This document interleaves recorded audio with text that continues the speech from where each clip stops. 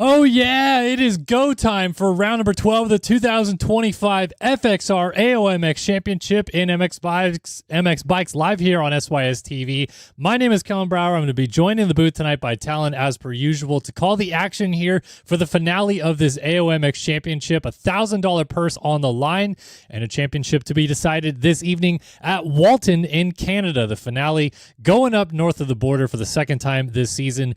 Can't wait to see what happens, and this is going to be a fun night of racing. So whether you're watching on Twitch or YouTube with us tonight, sit back and enjoy the show. Hopefully we're going to have some good racing to watch and a clean stream all the way through. So we'll start off, of course, by jumping into Discord with our man Talon, seeing what's going on and seeing how he is doing. All right, and now we are joined by Talon in the booth to call the action for the finale. First off, how you doing, man? How's everything going? Oh, I'm doing great. We got the final round of the season coming up. Kind of came on me quickly here, Always, takes forever for a season to finally get started, getting through all the aerial races, and then, it always seems like the rounds fly by here, commentating, racing them, whatever you do with them. So, I'm glad to, still be here at round 12. Glad to actually have a title fight, first one in 3 years that was not wrapped up around early. So, we get to have that happen and get ready to watch some, amazing racing and call some good action. Yeah, overall, as you reflect on this season now, has it gone as expected, or has there been things that have jumped off the page to you that really you didn't expect to happen? It's been kind of a mix. The top three are all kind of people that I expected in points. Chase, Cam, TJ. Would have expected Chase to be a little closer, but obviously had some real life stuff come up and had to miss a couple rounds. Not blaming the guy for doing that, and that kind of put him out of reach of this title. Whenever he did say he was really ready to fight for one this year, after racing a few rounds last year, the big surprise was Brad leading the points for the good, I think 3 or 4 rounds there at the beginning. So he kind of came out of nowhere and surprised a lot of us who maybe don't watch the EU side of things for aerial, but. Other than that, it's been, pretty much what I thought was going to happen, with TJ and Cam fighting all the way to the end. And, TJ is making this thing interesting only, since round 7, only finishing off the podium in one moto. Yeah, TJ's been on a tear and has kept this thing alive all the way to the finale, like you said. And wouldn't you know it, as we look at qualifying here tonight, Cam and TJ go 1 and 2, 46-1 to a 46-4. They're the only two guys in the 146 range. And as I believe you told me before we started this, world records have been achieved tonight with this 146-174 out of Cam, huh? Yeah, world record, at least in a, in a server. Obviously, world records don't get added to things in solo, I believe. I don't know. They might have changed that. Nico might have done some coding or whatever to change that. I don't keep up with that side of things, but at least in a server, it showed that, Cam ran a world record lap with a 146.1 here at Walton. So, it's pretty amazing, but also we've seen that a lot between him and TJ. They've been kind of, trading blows here of, getting those world record laps, and, now we get to see him race. We kind of pointed out last week that, TJ, with unfortunately not beating Cam in that first moto, it's kind of put him at a bit of a disadvantage because Cam has to finish off the podium in one of these two motos for him to even have a shot at it. Yeah, so Cam definitely set himself up well with a moto win last week, or being right there in the mix, as you mentioned. So we'll talk about the championship picture now, actually, so we can get a better understanding of where these guys are at going into the finale. So Cam comes in 12 points up on TJ, won the first moto last week in Matterley Basin. That really helped his case. TJ goes 2-2, 3-1 for Chase, gets the dub. And we've kind of talked about this the last couple weeks. Those three guys have been it. So it's almost tough to imagine a scenario in which Cam finishes off the podium here tonight. Is it do or die? Like, do you think TJ might even do some strategy here to help out his chances, or is it just hope that he somehow doesn't get on the box?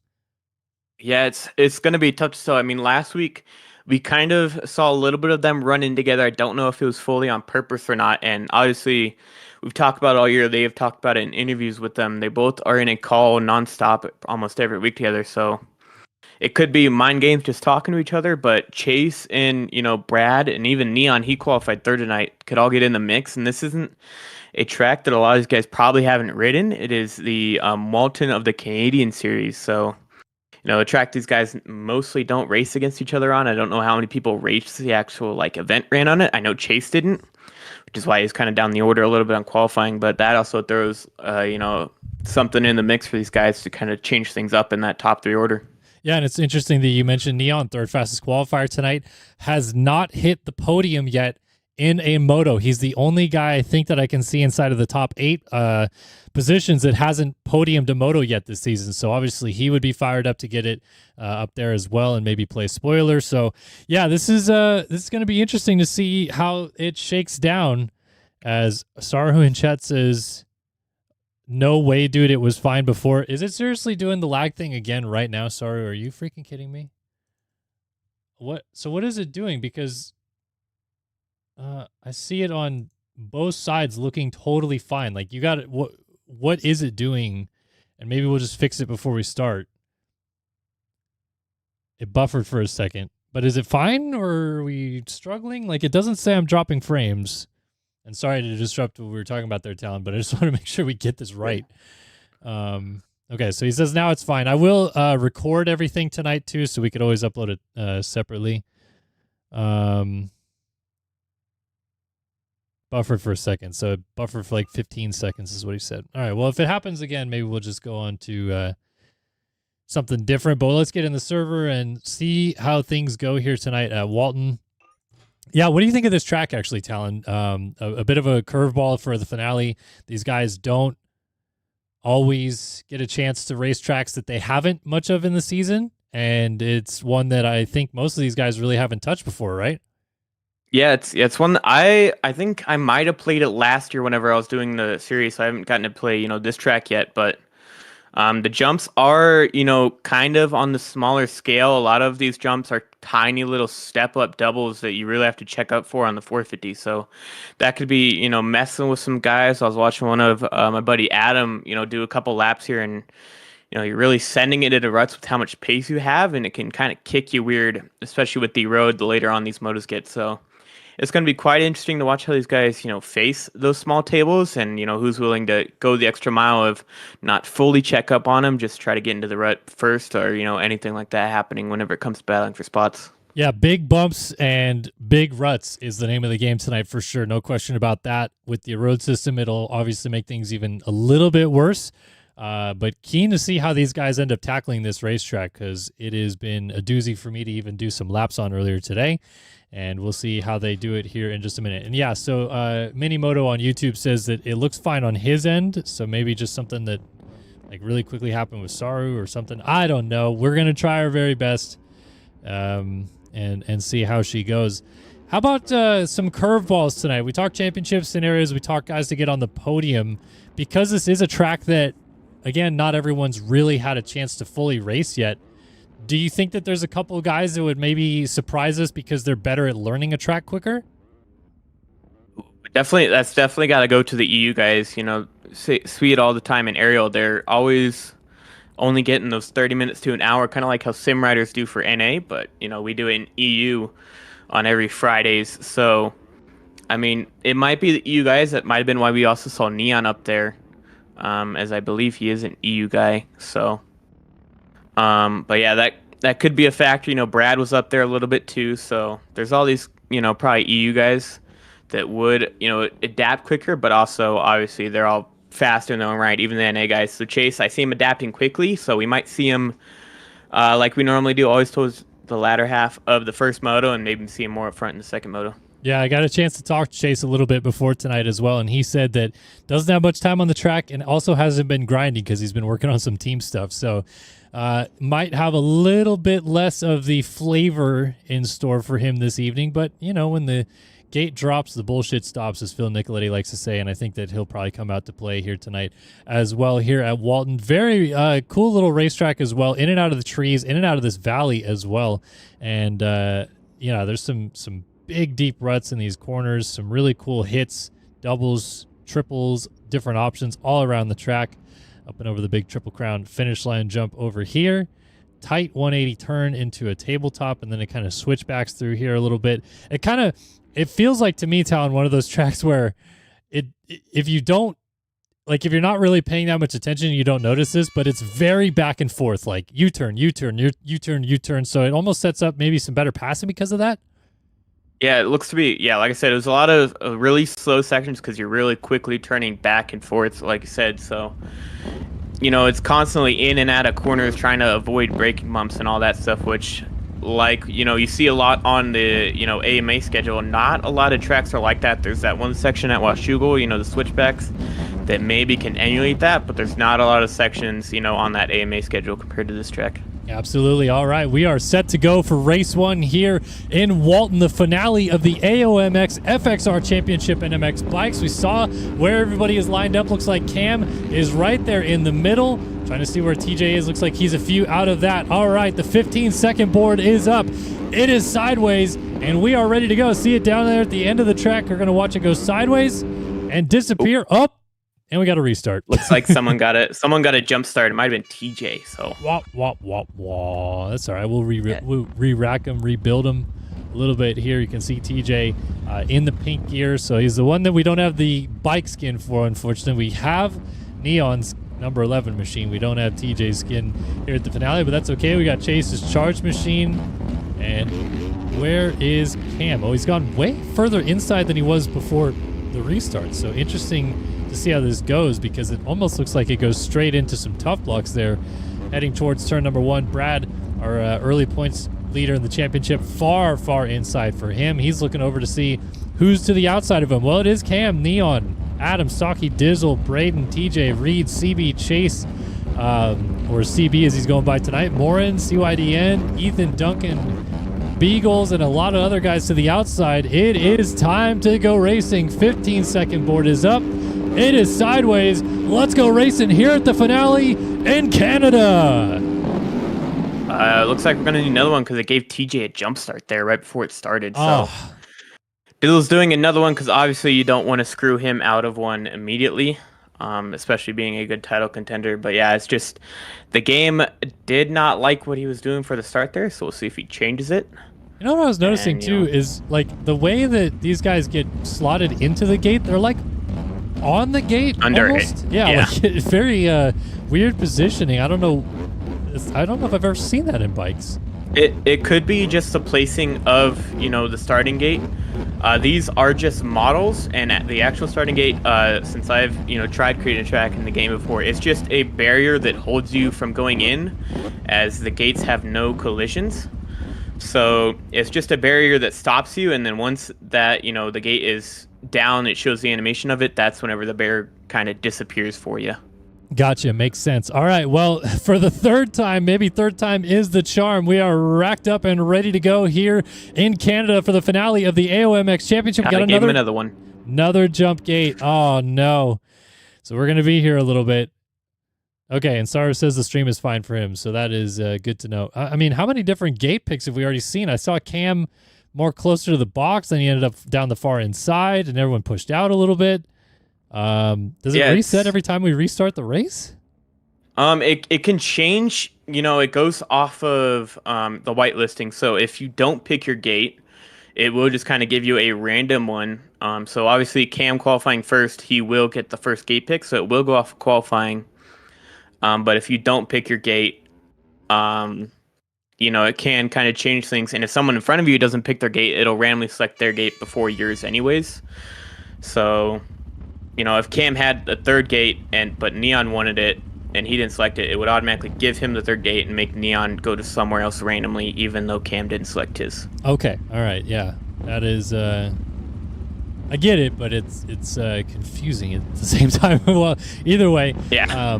We'll see what happens this time. Hopefully the fourth time is the charm.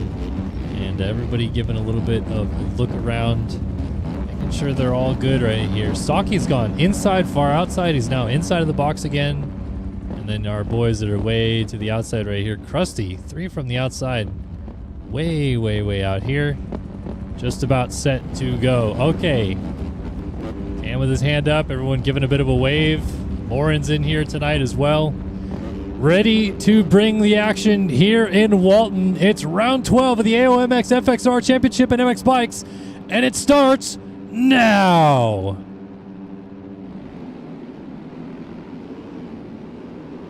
Into turn number 1, Neon's going to get there first, and he's got a great line down the inside. Does he come out with the lead? No, Saki, I think, got across the line first. Neon's going to get credit with the whole shot. Reed up the middle is trying to move into the race lead as well with Cam to the outside. He's got a good jump. TJ's up here. Cam slides out, takes TJ with him. 1 and 2 in the championship are down. Cam gets hit again. TJ is up with him. They're about mid-pack as the rest of the field funnels through, but early drama for the championship contenders. Yeah, TJ got exactly what he wanted, just wrong place, wrong time, though, and ended up going down with it. So now they both got to work through the pack again. See Dizzle having a small mistake ahead of him. TJ colliding with Beagles, almost goes down behind him, but he keeps it upright. And now these guys got to work through the pack. Looks like Brad was down up ahead. Cam kind of cutting over on Ethan, taking that inside line away from him.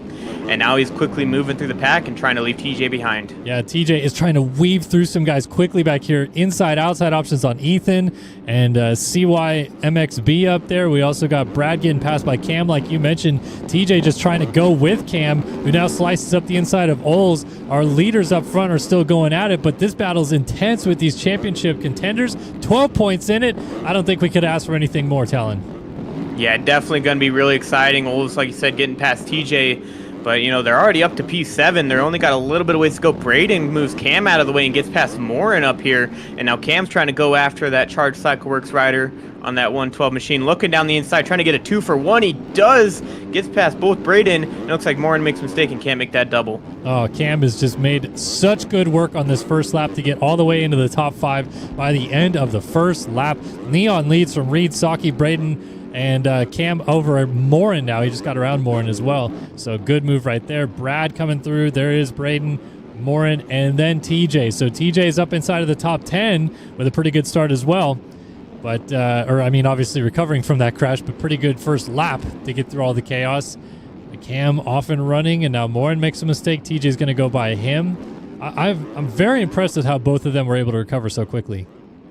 Yeah, definitely, you know, amazing for them to be up here. I see Chase down, and it looks like P11 still, so he had a bad start as well. Don't know if he got caught up in a crash early on, but it might have just been one of his normal starts, just falling back. Looks like Brad was down, so TJ got by him. Now he's working on Braden, gets past him as well, so he's quickly making moves to catch up to Cam, but can't let Cam get too far away, and it looks like Reed is down, and Cam gets into him, and he goes flipping, able to save it barely, but this is exactly what TJ wants, just he has to get up to that front early to have any chance at this title now.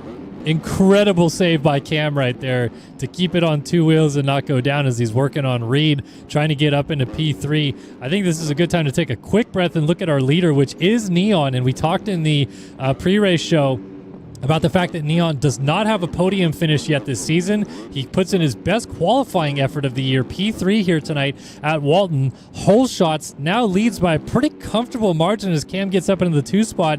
Could it be finally time for Neon to put the puzzle pieces together here?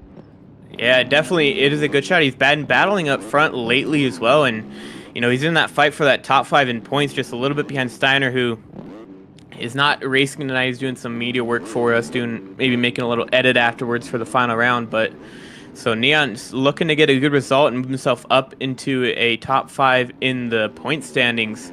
But, you know, Cam getting into P2 ahead of Reed is not what TJ wants, but he's following him quickly, and he's trying to catch up to him and get by, and he's bringing Brad with him. Yeah, so Neon's squeaking away now with a 7-second lead. There is Cam up into second. Reed and TJ. TJ can see Cam clear as day. So our 2 championship rivals are separated by barely over a second as Reed's playing a bit of spoiler in this sandwich right now. Look at playing spoiler. He's going back into second place. He passes Cam up the inside. Cam's trying to fight back through the rollers here, and he's got a great drive to do it. Pushes him wide, and they almost both jump off the track. Cam stays on. Reed around the outside, tries to get back to the inside. Man, these 2 are absolutely going at it for second place. Yeah, and it's allowing TJ to close in as he makes mistake going over a little rut there, but see Reed, he's definitely looking to fight. Oh, he gets past Cam after he's mistaken. He cuts over on him. He wasn't too happy about Cam cutting over, and here comes TJ around the outside through that second rut. He's going to get by him. Does he take the line away? He does, and into P3 goes TJ. What a move by TJ, opportunistic to get into that middle rut and squeeze through the middle of both of them to pass Cam. Now he's going to try to go to the outside to pass Reed. He might get it done. Reed is fighting valiantly up the inside, but Cam has the advantage of the inside coming into this next corner. Let's see if he pushes Reed out as well. Oh, Reed's trying to get to that inside rut, but Cam gets there. Oh, look at Cam on the inside, gets by TJ, almost gets back by Reed as well. These guys are sending it, battling for second place. It is never ending as well. Look at Reed. He's coming back over on Cam again. He's still not too thrilled about the antics. Cam down the inside locks down second place. TJ settles back in for fourth. Yeah, TJ kind of slid out there and wasn't able to clear the table, but Reed not letting Cam go early. He's trying to hold on to him and try to stay as close as he can and capitalize on any small mistake or even pass them straight up as he's looking to get another run here, scrubbing, staying lower, looking to follow him down this inside rut. Looks to be the fastest way as everyone is taking it. Lost some time on exit, but Cam holding on strong, and we'll see if he can chase down Neon as he's gotten up to about a 10-second gap between these guys, but TJ still trying to charge forward and, you know, get right behind Cam and maybe make something happen as Reed looks to make a pass now. Yeah, these battles are only helping Neon's case at the front of the field to keep stretching it out just a little bit more as these guys are absolutely going at it. And Reed doesn't care anything about this championship. He just is trying to get his personal best result of the season if he can. Playing spoiler right now, but doing a fantastic job to stay in the mix and battle with some of the best in the game at the moment. Now TJ going to work on Reed, trying to find an opportunity to get around him as well. And there's been so much chaos in the early runnings of this. I'm not even sure where passing opportunities are available, Talon. It seems like anywhere on the track they can make a pass. Yeah, as TJ's down, he clips it. His rear tire clipped it, and it got shot out from under him, and down he goes, and now he's behind Brad, having to make his way past him. And he looks to go side by side, looking down the right-hand side, scrubbing it there, trying to stay lower than him. He's got the outside line here. Same one he used to pass. Reed kind of misses that rut, so it's going to cost him there, and Brad takes the line away from him side by side. A little mini dualies, not fully. I got to toss it harder than that. But Brad covering the inside and outside for TJ. Now he's got to reset and try to move back forward to catch up to Cam. Close quarters right there with Brad sweeping across the nose of TJ. And Reed goes down up in third, so he's getting back on the track right in the midst of this battle. Brad takes over P3 as they run. Reed back to fourth, TJ fifth. And they are still going at it in a three-rider fight now. And actually, TJ comes up a little bit short on that tabletop, so turns back into a two-rider fight between Brad and Reed. And as Brad goes down, gets the inside rut wrong, and that's the third or fourth time we've seen a crash like that. So I think these wall ruts seem to be playing a bit of a factor with these guys trying to stay hooked into him, huh? Yeah, it's like I said, different track creator can always change things up a little bit. Kind of want to keep an eye at the front. It looks like Cam has brought it down to 4 seconds between him and Neon, so keep an eye on that for later. You know, it could really help Cam seal this championship up, barring any huge mistakes next moto. But TJ looking to set his sights on Reed. He's going to go outside here. Looks to be the main rut. See if he can get a drive, and down he goes again. He seems to be really struggling with these ruts, maybe not used to them, and now Brad's going to get right back by him. And Reed was down again, so we're right back to status quo in this three-rider battle for third place. Like you mentioned, though, Cam getting away, starting to run Neon down. We'll go and check out that battle in just a minute, but it's getting frantic back here as TJ punts Brad to the outside and gets fourth place back, and he's still working on Reed, trying to get into this two spot. You can see Neon up the road is leading this race as Cam pursues him. TJ launches down the inside, trying to get by Reed. Reed to the outside, back to the inside, might hold the position. TJ can't get there just yet. Oh my goodness, back and forth we go. And I feel like it's a matter of moments now before TJ gets there and can pass him. But as we look up to this lead battle, man, Cam caught Neon so quickly, and he's going after the lead already. Yeah, and I saw TJ actually took out Reed for third, so you know, he probably might not be happy with him for something, but now Cam fighting for the lead here.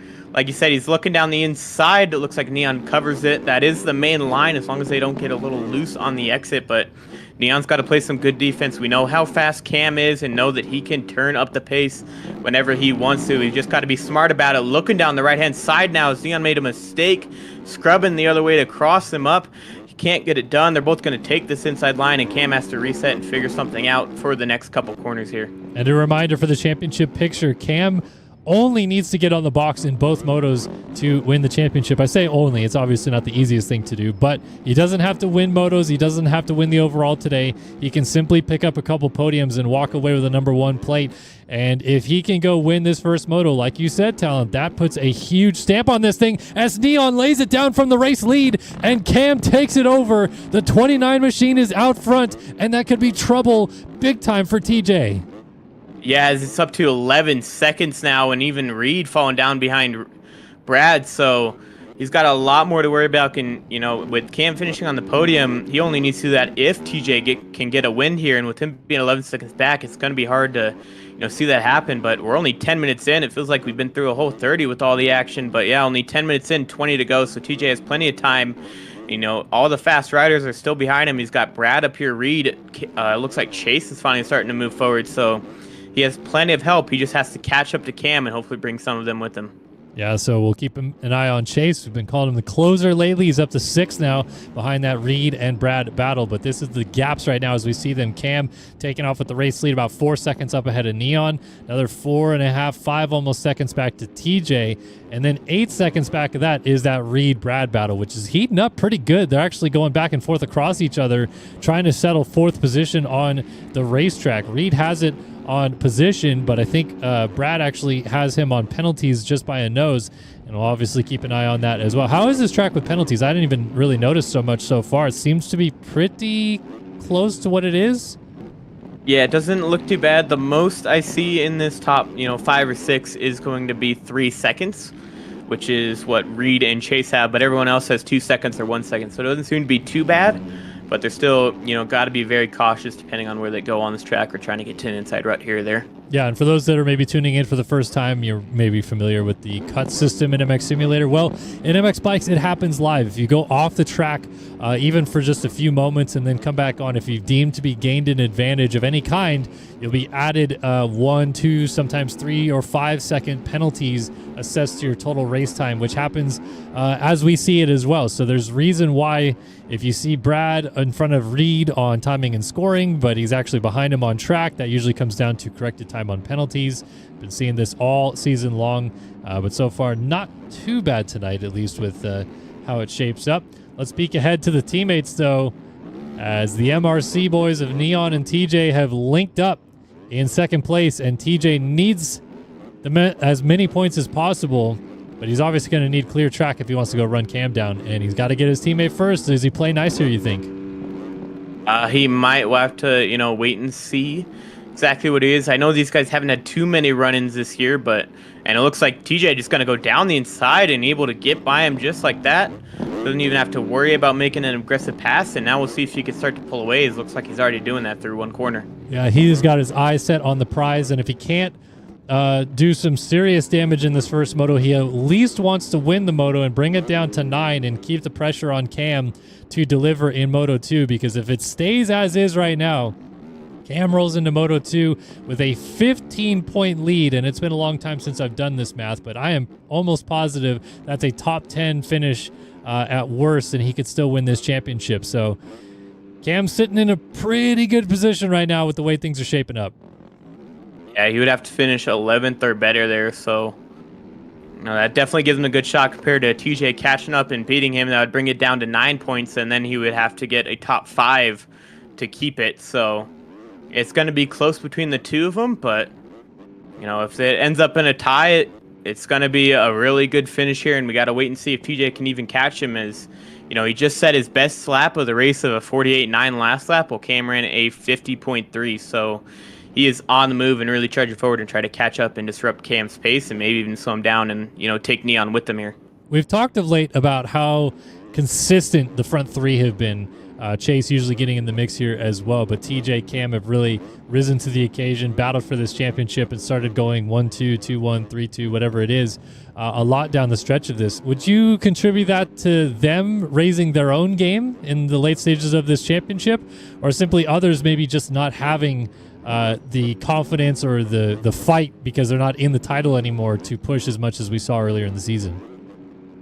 I think it is more of, them raising the pace on all the tracks that they have ridden all year. I mean, you see here with Neon being P3 and, Reed and Brad being up here for that first little bit. They all have the pace. It's just, I don't know if they can really, sustain it for the full 30 minutes of the moto like Cam, TJ, or Chase even can. So it's really just feeling comfortable on pushing the limits, and that's really the difference between, being a championship fighter and, a top 5 guy like most of these guys. We said it last week, Cam, TJ, and Chase, the guys that have been top 3, have all won a championship in the 450 class on this game. And, the other guys, Brad's won a 250, Neon has won a 250, Reed is starting to find some pace here to get up close there to battling for 250 titles. It's just they don't have it, on lockdown of the 450 yet, so it's all just a matter of finding that pace and able to hold it for those full 30 minutes. Yeah, and it's going to be fun to see how they all operate in 2026, and the power rankings continue to shift.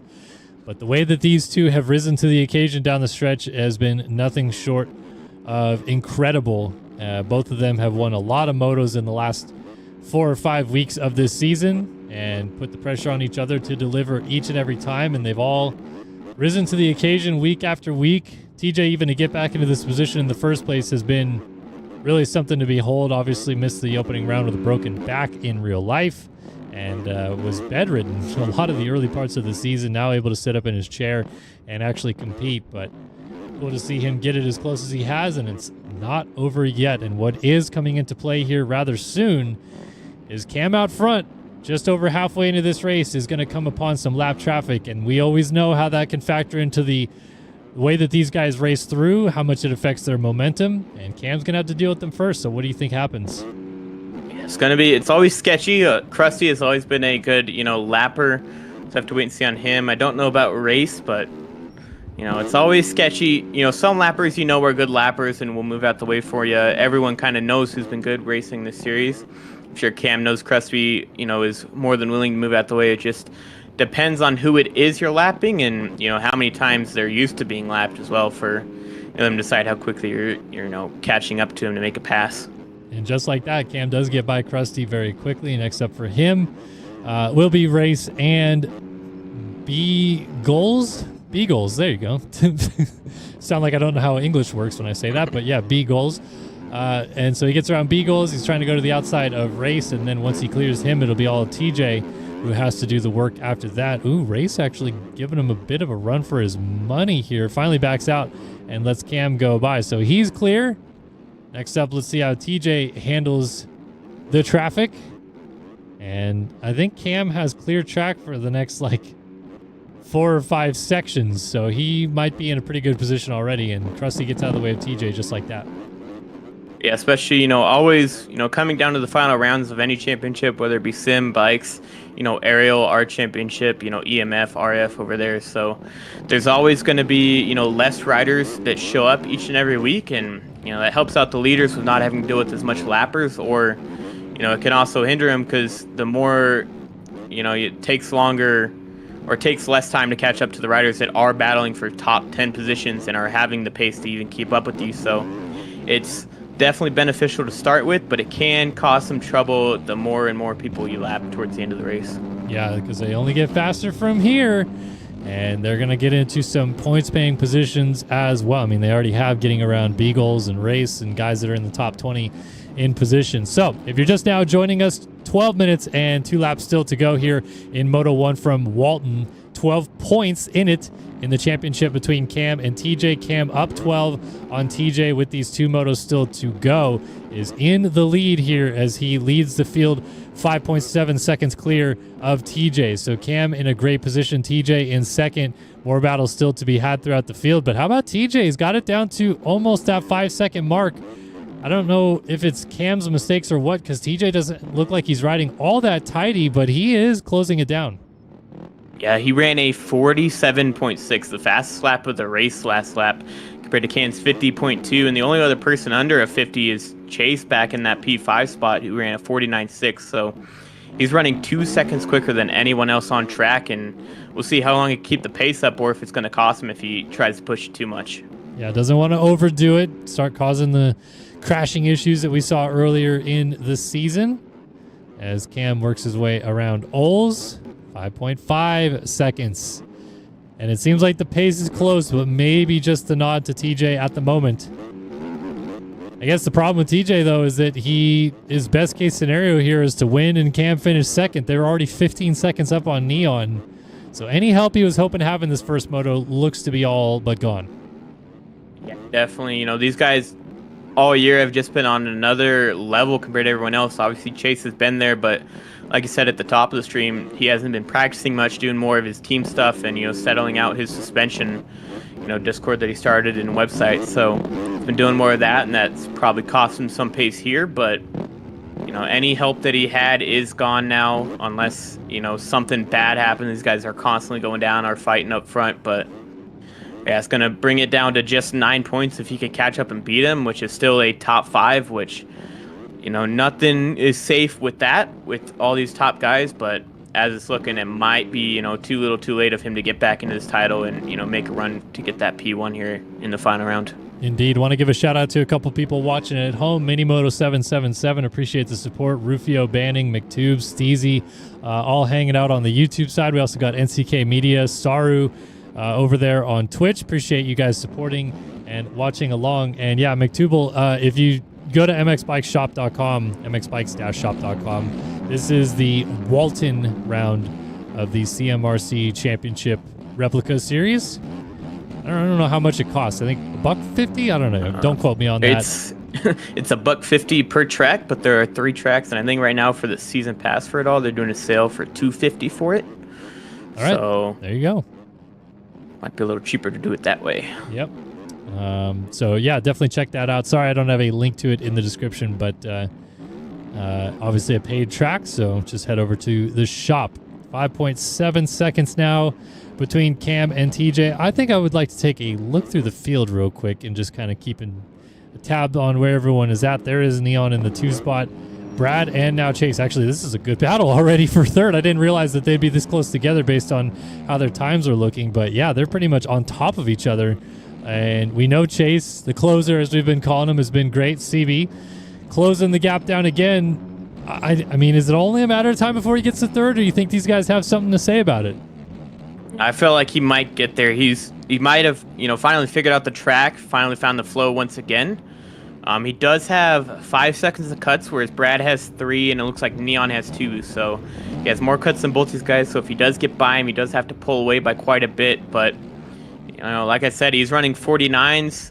It looks like Brad picked up the pace, but down the inside, he's looking, see if he could get a driver side-by-side, a little dualies from both of them. Getting it done. Neon down the inside, small mistake. Doesn't look like he got the drive, and now Brad's looking to get into P3 as Chase is falling far behind from him. Yeah, Chase got all kinds of sideways on that little step up out of the inside right there. You got to watch out. Duncan almost got in the way for a minute. Neon held up Brad up the inside, and Chase got right back into the mix once again. Nose to tail here in a terrific fight for third. Little mistake for Brad. Chase going to try to look back down the inside. Going to follow him over this tabletop to the outside line, though. And that gives Neon a bit of breathing room. Then he makes a little bit of a mistake as Chase and Brad kind of come together a little bit, bouncing off each other. Chase up the inside through the sweeper, turn 1 complex. Doesn't get there just yet. It looks like a game of inches out there. And Brad and Chase get together. Chase is down. Yeah, just wrong place, wrong time for Chase. Brad got a little sketchy, kind of missed that rut, launched over, ended up taking Chase out. Nothing on purpose, obviously, but you hate to see it for Chase as he was looking to make a run for that P3. But now he has to, you know, regroup. I think he'll have the pace to catch back up to him, but wait and see if he could close in. As it looks like TJ might have brought it down to 3 seconds, so got to keep an eye on that out front. Oh, yeah, it is tightening up that little bit more. There is Cam. There is TJ. Doesn't look like 3 seconds to me. Looks like a lot less than that, actually. So I wonder if some lap traffic came into play there. CYDN getting out of the way was an MRC teammate of TJ. So could that have come into play as that gap down now to, let's see what it does, 1.5 seconds between Cam and TJ. He has fully closed this thing down. And we are set to battle it out with 6 minutes and 2 laps to go. Yeah, it's going to be close. TJ finally closing it in. I don't know if teammate has much to do with it. I kind of doubt it. Most of these guys are trying to play clean. I know a lot of these guys, you know, TJ and Cam, they wouldn't want anyone to interfere with it. I know it's the same way, you know, on sim bikes, no matter what it is. They don't want people to interfere, but people can tend to do it out of their own free will, and it kind of sucks. But we'll see. TJ did close in that pace. He ran a 49.4 compared to Cam's 52.6. So a little bit quicker, and that was Cam's worst lap of the race. So only a 52.6 as his worst lap is kind of showing the pace and why he's been up front and why he's the points leader right now. Yeah, I have to imagine maybe just a little bit of issues with the lapper. I don't suspect any foul play, as you mentioned, but just couldn't maybe make a quick enough move and got held up a little bit or something like that. Allowed TJ to close that gap back down. But now they are both clear of Adam, and Adam running in 10th place. Good ride for the 505, a name we haven't seen up there much. Got a little bit of shining right there as he's getting put a lap down, unfortunately, but in the top 10. And doing a great job as these two just are ready to battle. I'm so excited. I hope TJ gets this close because I feel like we're going to see some fireworks.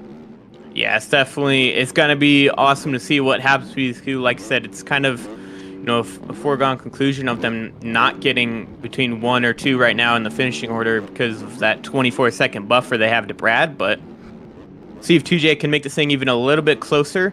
Kind of apply that little bit more pressure of Cam of finishing.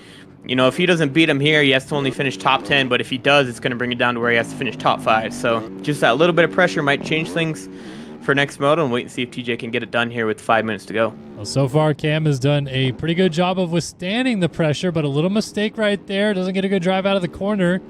TJ's going to inch that much closer, and there's still lappers up ahead that could come into play. So 4 minutes, 2 laps to go here in Walton. And that lapper gets out of the way nicely. That is Beagles again, who's in the points, by the way. Goes 2 laps down. Looks like Ethan and Pax have called it a moto, so Beagles is going to score some points. But very nicely done to just let these guys continue their battle, not get involved.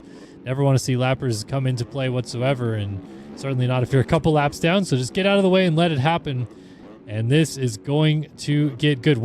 I honestly cannot decipher where TJ is going faster, because when we're right behind him, gosh, is he getting loose. He's swapping. He's getting awkward into corners. He doesn't seem to be flowing the track together very well.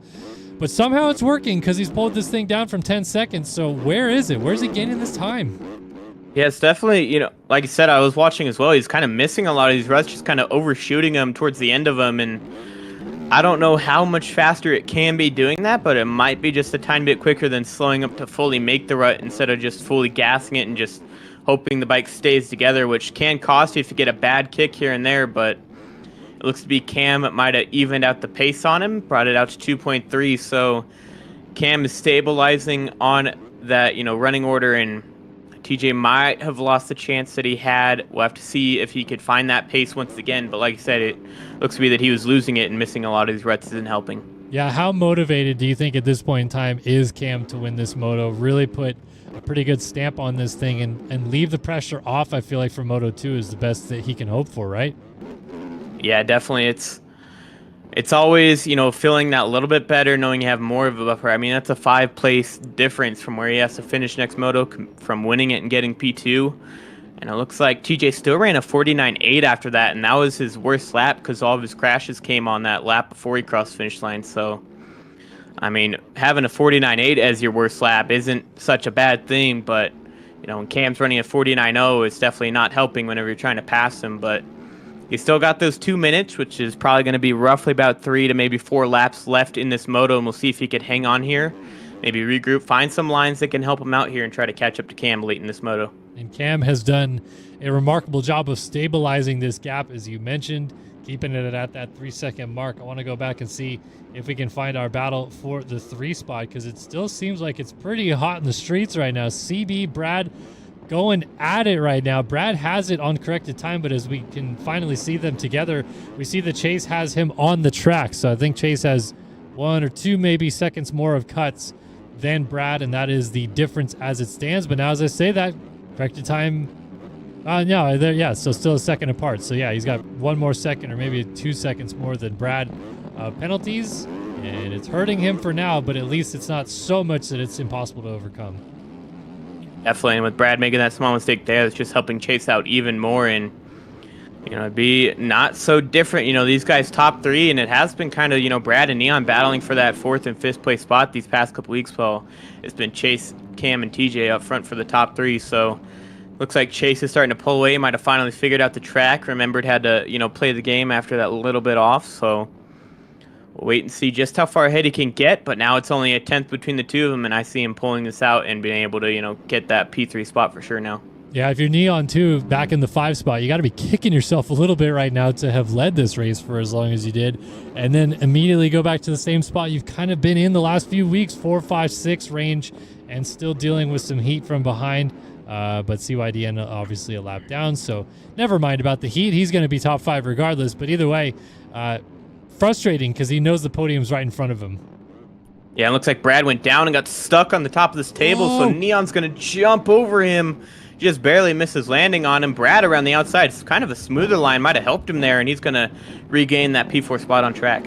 Yeah, that was a good move by Brad to rebound right away from that crash. Got high centered on the up face of that tabletop. And once he did get going, he blocked the line in a hurry to make sure that Neon would not pounce into the lead. TJ up into about a 2.4 second gap out front, so I want to slowly find our way over there if we can. Where are these guys? They're past this already. Here we go. They're over here. Okay, so Cam, TJ down the back straightaway, 30 plus seconds ahead of everybody else, and still have not figured out who's going to win this race just yet. They're lapping Dizzle, who's in 9th place. Lauren not too far ahead of that in the 8th spot. And yeah, I mean, they're putting on a clinic right now, but amazingly, it seems like they're also playing a bit of yo-yo game where every once in a while TJ ups the pace and then Cam responds.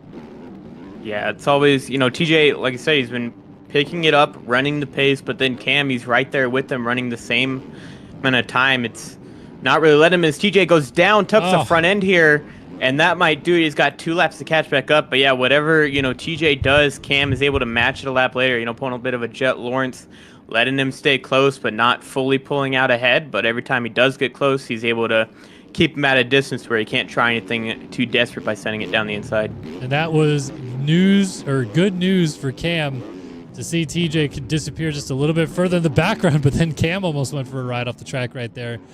Yeah, so TJ loses, give or take, maybe 2-3 seconds, but it could maybe just be enough for Cam to solidify this thing, win the moto. Yeah, 4.8 seconds, so it's just about 2 seconds lost in that little mistake for TJ. And with only a lap and a half to go, Cam also is getting through lap traffic quite well. He gets around Race now, and Race 17th place going 2 laps down. But, man, they've got Morin. They're not, that far away, I guess, from the next group. Wow, yeah, I mean, they are. Never mind. So they've got clear track now. And Cam is setting sail at the front of this race with just about a lap to go. I think he's on his way to winning this thing at this point.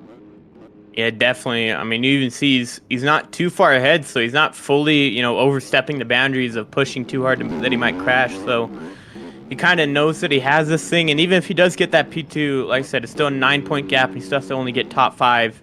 So I don't think he's too worried about losing the title right now, but definitely probably does not want TJ to close in and give himself just that extra bit of buffer to where he for sure kind of has this on lockdown coming into Moto 2. Oh, Cam just went down. Cam went down right before the finish line jump, coming to the white flag, and that gap is evaporated once again. TJ is there. Little mistake for Cam on that inside rut, and TJ smells blood in the water. 2.3 seconds it was at the flag. Oh, this is going to get good, Talon. I don't know which way it's going to go, but I know TJ's about to absolutely send it trying. Yeah, he's definitely hungry. Saw him go down there, saw how close he is, and now he's going to throw everything. He knows he has a big gap behind him. He does have a second more of cuts than Cam, so he's got to worry about that.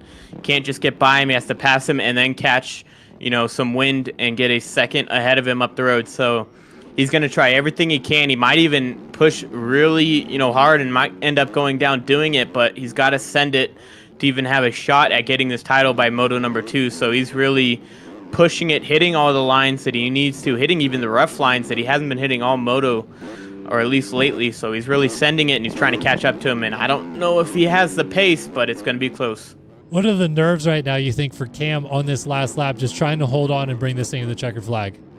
Oh, they got to be sky high. Heartbeats had to skyrocket from that one crash just there. So they got to be, really high. Got to be shaking, sweating on the controller, all that stuff. And TJ trying to make it close here. but it might be too little too late. He's got about 3 corners to go, and I don't know if he has the time to catch up to him and pull away by a second. We'll see, though. It's coming down to the last few corners of the race. Cam threw the sweeper cleanly here. He's got 2 more corners to navigate, but one of them was the place that he crashed a lap ago. It's going to come down to the very end of it between our 2 championship hopefuls. They have pushed each other all the way here in Moto 1 in Walton, and through the inside one more time. Cam is going to put a huge step towards this championship to bed as he takes Moto 1. TJ comes across in second, 15 points in it. Heading into Moto 2, top 10 finish, gets the championship for Cam. That was a huge, huge win. Yeah, definitely really helped seal it there and give him a good shot at finishing. I mean, you saw they lapped up to P8, so it's going to be hard for him to not get inside that top 10 here, but TJ's got to be feeling or kicking himself. You know, those crashes early, those crashes late even, they got to suck, you know, being that close and end up coming just that bit short of giving himself an even better chance at this title. Absolutely. CB does indeed cross in the 3 spot and holds on over Brad on corrected time. So good job for Chase to get back to 3rd, and the same top 3 we expected to finish top 3 does it again. Cam, TJ, and Chase 1, 2, 3. Neon, after leading early on, slips back into the top 5 position. He'll end up in 5th at the end of Moto 1. Our guy Adam, who we gave credit to earlier, he's a lap down, but he does get 11th. So some good points right there, right behind Gooey. Whoa, we had someone almost teeing up Sayas or CYS in the final corner. CYDN, I think it was coming across the track ready to murder him. So that was close. And then Reed and Braden should be our last 2 guys to finish this off, and they're actually battling each other. So battles all the way to the checkered flag, no matter what position you're fighting for. Reed does get Braden and does so on penalties. Morin, Dizzle, and Gooey, your top 10 here in Moto number 1 at Walton. And that was pretty good. I think the only thing we were really missing was TJ getting there to battle him. Otherwise, we saw the championship rivals really go at it. Yeah, they were definitely, it was always, you know, from the start of the race, Cam had that better start, end up going down and taking TJ with him, but since that start, it was always TJ just barely behind Cam pretty much the whole race. He's been chasing him down the entire time, and unfortunately just could not get to him, did not have enough pace towards the end of this moto to finally make it happen. So unfortunately that might have, you know, done it, might have sealed it, but we'll have to wait and see if anything crazy happens with Cam next moto or not. Yeah, indeed, and can't wait to see what happens coming up in moto number 2, especially after the way the things just shook down there at the end of Moto number 1. But yeah, really, really fun first Moto right there. I can't wait to get it going here again in just a minute. I'm trying to get the Walton download link, though, for you guys that were asking for it on the YouTube side. We'll see if we can go ahead and make that happen for you guys just real quick here before I send you to a commercial break.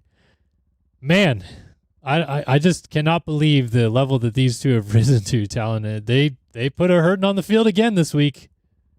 Yeah, it's crazy the amount of pace. I mean, you saw they beat P3 by 40 seconds, so it's definitely, you know, the pace is amazing from these 2. It's great to see them race the entire way, you know, through the pack. These guys came from almost 15th place, I think, in 15th and 16th, and charged all the way forward to 1 and 2. So that was great to watch, and just their pace is amazing. So I mean, can't wait to see some great racing in Moto number 2. Like we've been saying, I don't know if it'll be for a championship, but it'll definitely be for an overall finish, and even add that to the tally form. Absolutely. All right, so we did put the link to the track in the description of the YouTube video over on SYS TV. So if you're looking for it, I think my guy McTubal was looking for it. It should be in the description now. So check it out over there. We're going to go to a real quick commercial break. We'll be back on the other side of this with Moto 2 from Walton. So sit tight. You're watching round 12 of the AOMX FXR Championship in MX Bikes. Is coming this fall, and if you haven't been paying attention, you're missing out. A whole new game designed from the ground up by a super team of MX Bikes modders. Motocross the game will feature realistic physics, and it will be available on consoles as well as PC. What you're watching here is some alpha gameplay from the team as they continue to make steps towards a complete game at launch. Don't wait any longer and be the first in line by pre-ordering the game now through the link in the description below, and be sure to use the code SYSMTG, that's SYSMTG, all one word, when you check out to get 2% off your pre-order. We can't wait to shred this exciting new game with you all very soon. Alrighty, welcome back in, folks. Round number 12 of the 2025 AOMX FXR Championship in MX Bikes. Hey, FXRRacing.com is your go-to stop to check out all of their 2026 options for gear. Obviously, some fantastic lines to select from to make you look fresh on the racetrack, no matter where you ride around the world. But obviously, they also have their helmet line.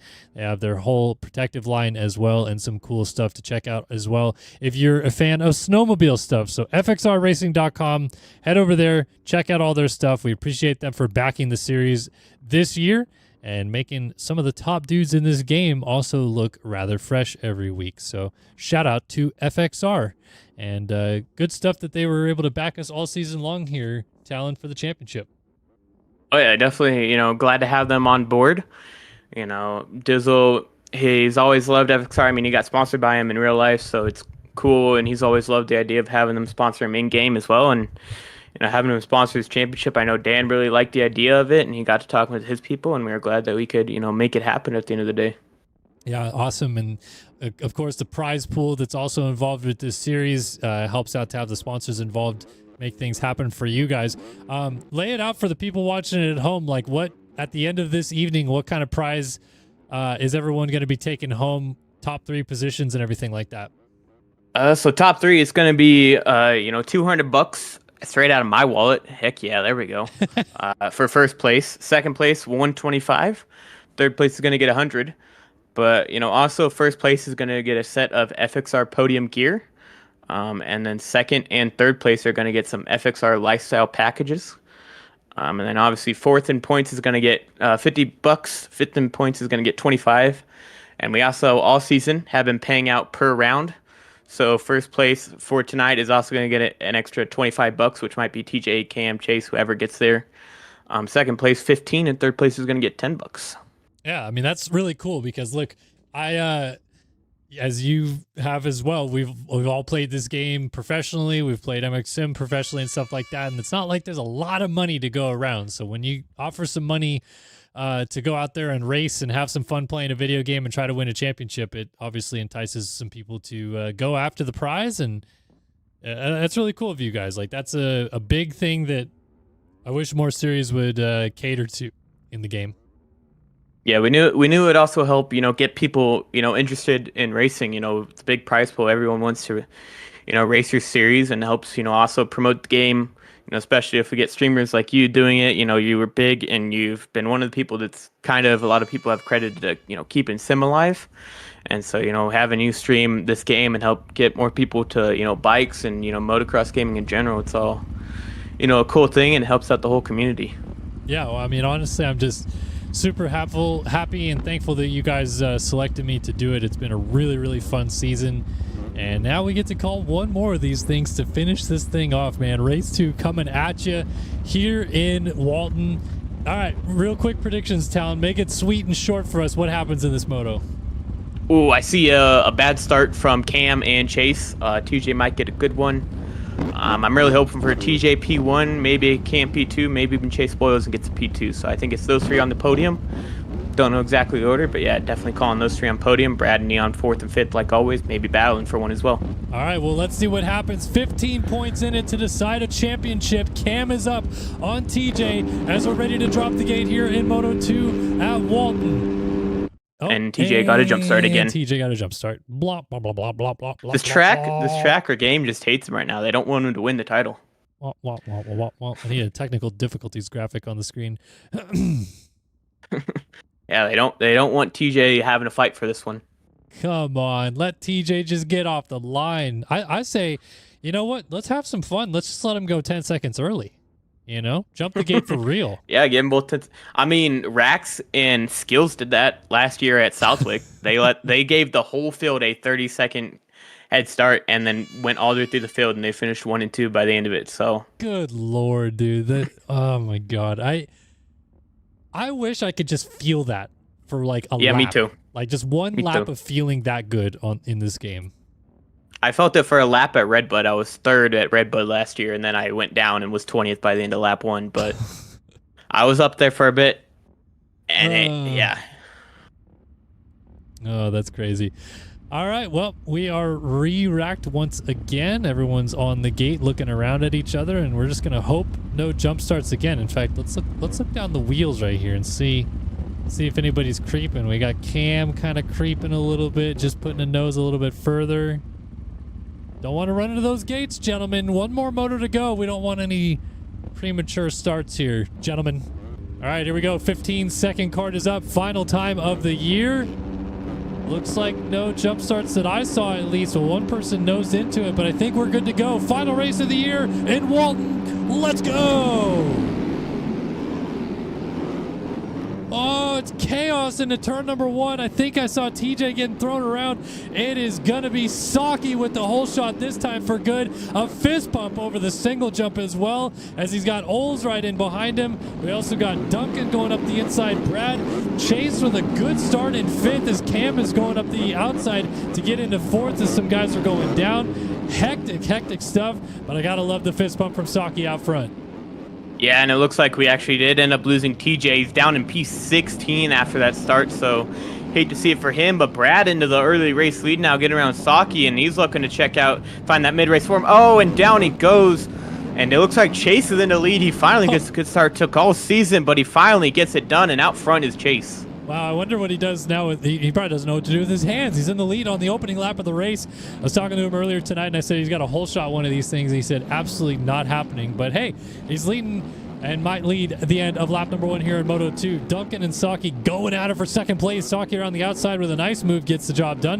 Whoa, TJ, where did he come from? He's all the way up to 4th out of nowhere. Adam and then Cam in the 6th spot. And suddenly, Cam's doing the chasing a little bit. Yeah, finally a different thing. What TJ wanted, but he probably wanted in the first moto. Adam barely clips that tabletop, almost goes down, and Cam kind of cuts over on him.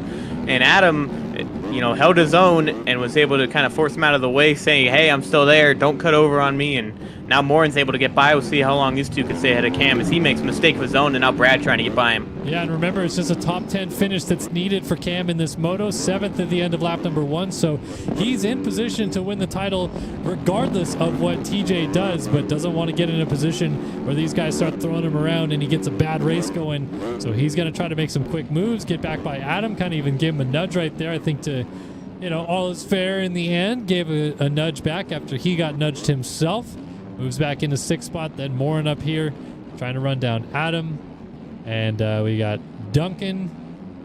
Some names that we're not familiar with up here, especially this weird Morin guy. I don't know where he came from. He's also off to a good start, battling with these guys. I'm joking, of course, but cool to see that a few guys are having some good motos here in the last one of the year. Yeah, Morin getting that P8 last moto, and Cam was able to go right on by him there.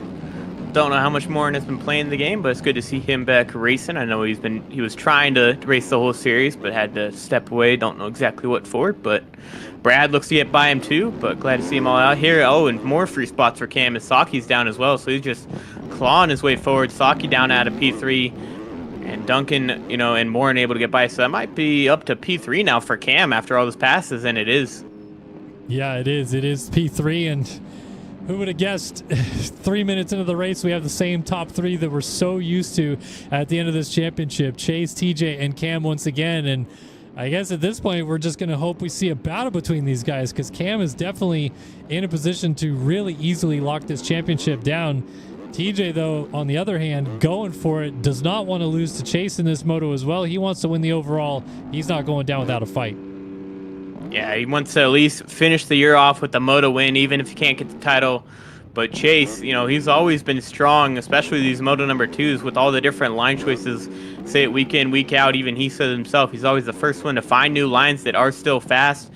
Tried even hopping into that first inside rut there, which, if it works, it could be real fast with the mistake. Risk versus reward there for that line, and now TJ's right on him trying to make something happen. We'll see if he can get in the lead here early. Yeah, Chase getting a little bit out of sorts here. Caught a couple corners in a row where he got hung up in the rut, and it really allowed TJ to close that gap down. So Chase versus TJ for the lead. We've seen it many times this year. But this time it's TJ doing the chasing. He's almost alongside to the outside. Let's see if he just makes a pass stick. He does. Around the outside, hooks the rut, and off TJ goes to the races. Yeah, now we'll see how far ahead he can get. See if he could, like I said, end the year off with a moto win. But Chase not letting him have it easy. He's diving down the inside here. Different line there. Didn't look like it's been used up too much, but now he's following him through this section. Don't know if there's any viable lines. Otherwise, that might be a cut from TJ going off track there. We'll have to wait and see if it adds on. But Chase sticking close to him. And we'll wait and see if he could, remount and try to make another pass at him, or if Cam can even catch up from behind. It does certainly look as though TJ is trying to make some kind of statement here and say, hey, I might not win this championship today. I might be handed my number 1 plate over. But I think we all know who had the speed in this championship, and he's trying to prove that point by walking around Chase early and walking away maybe with this win. It is TJ from Chase, and then Cam still holding down 3rd spot. Kind of looks like Cam is more than happy to settle with 3rd in this moto and win this championship, because I don't see any sense of urgency out of the 29 right now. Yeah, he's definitely, he knows he has to get top 10.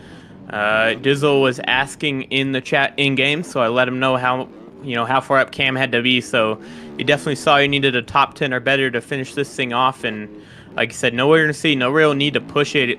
Just has to finish that top 10, and lapping up to P8's got to give him that confidence. So he might just be out here having fun, might not really need to push for a win, but we'll have to wait and see if he could get it done if he wants to, or if Chase can even make something happen here late as he finally figures out the racetrack. Yeah, and as you mentioned, that's another thing too, like you said, with lapping up to P8 in the first moto. If they're able to do almost that again, it stands to have a chance where Cam basically gets the championship with the white flag waving, because he would put these guys so far back they're unable to repass him, even if he were to not finish the moto by running out of fuel or something crazy like that. So also could be on his mind to just try to get as much of a gap and race this race as per normal. But we'll be keen to ask him after the race how he took all of this in stride in the final race of the season, as Chase goes for a bit of a ride there in 2nd place, almost went down. Cam, not too sure if he's even going to be aware of that, but looking forward and doing what he can. Brad in the 4th spot. And then we got a bit of a gap back to Saki and Neon.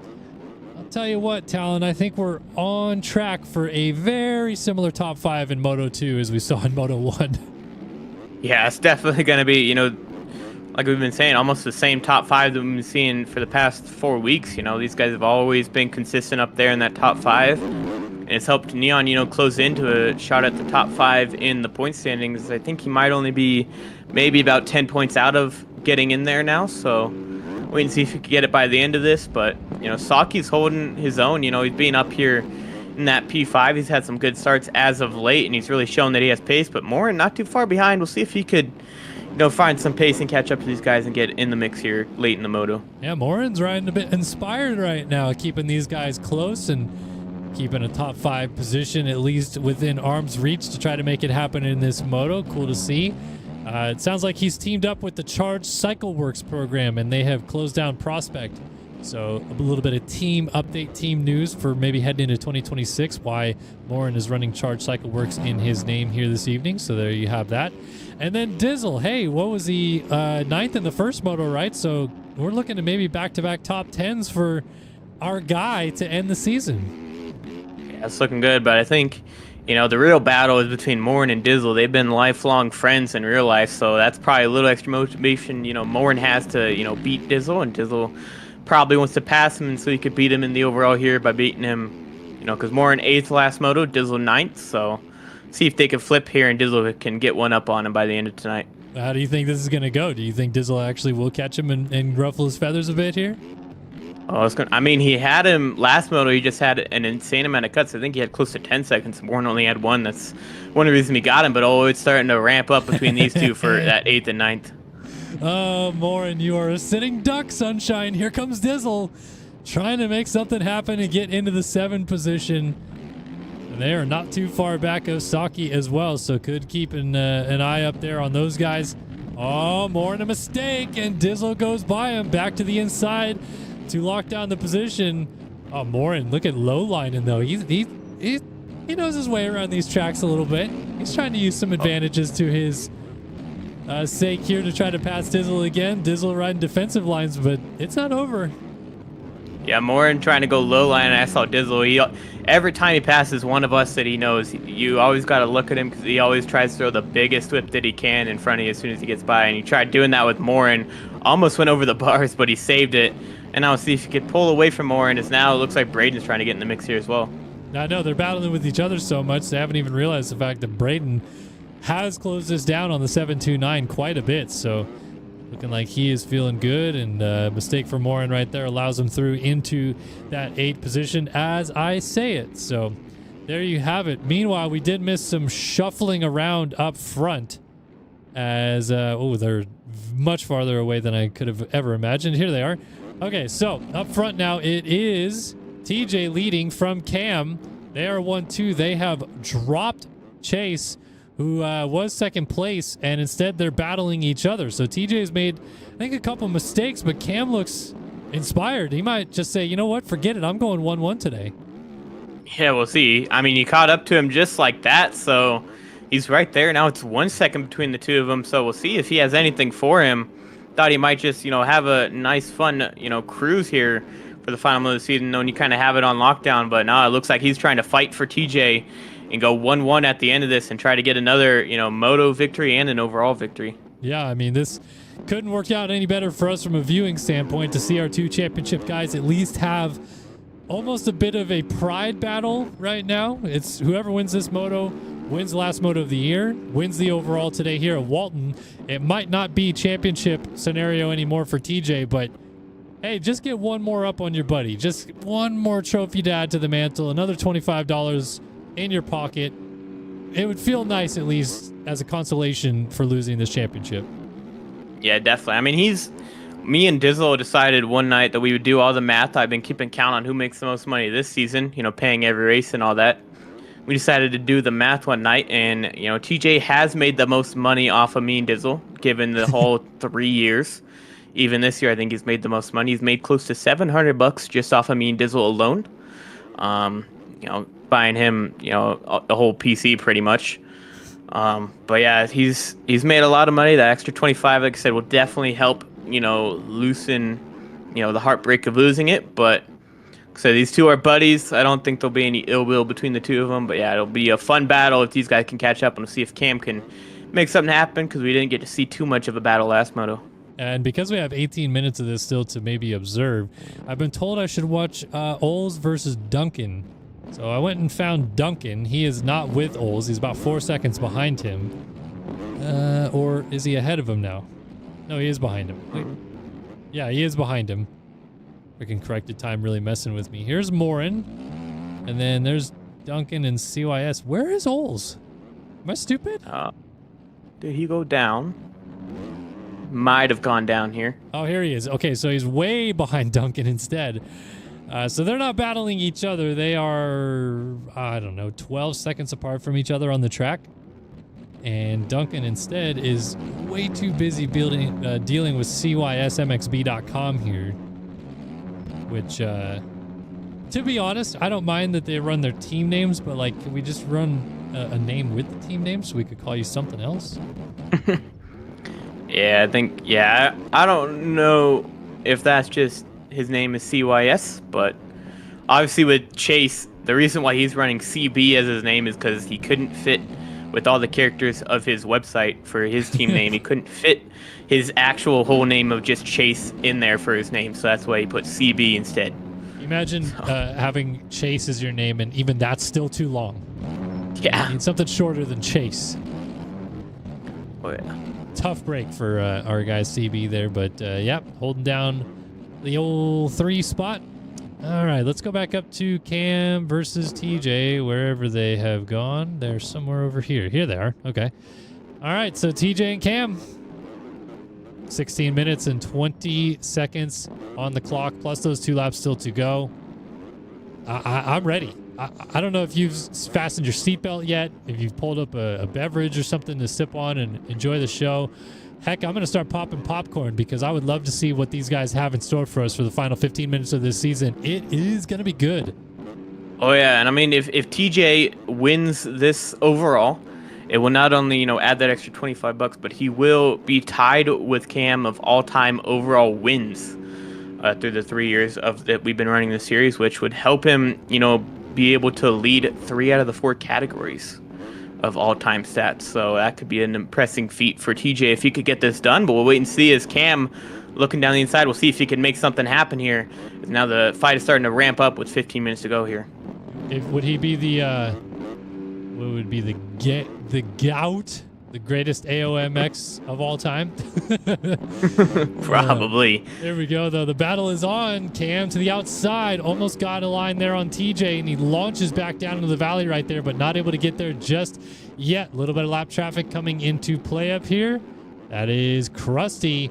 And these two throwing dualies, battling each other, pushing each other to the limit. Here at Walton, let's see this move by Cam. TJ shuts the door. Oh, man, where's he going to find a line to make it through? TJ's riding great defensive lines right now. Yeah, it's going to be definitely challenging. You see all the all the roughness, all the road, the dark spots on the track where these guys are riding. It's all for the most part the same line. Don't know if there's a really big area for him to find some space to even pass him. Might just be off mistakes. Oh, it kind of went off track there. We'll see if that gives him some cuts. They're both at 4 seconds, so they're even on cuts right now. Might begin a little more just by pushing the limit, trying to go as fast as they can. Kind of being a league of their own here.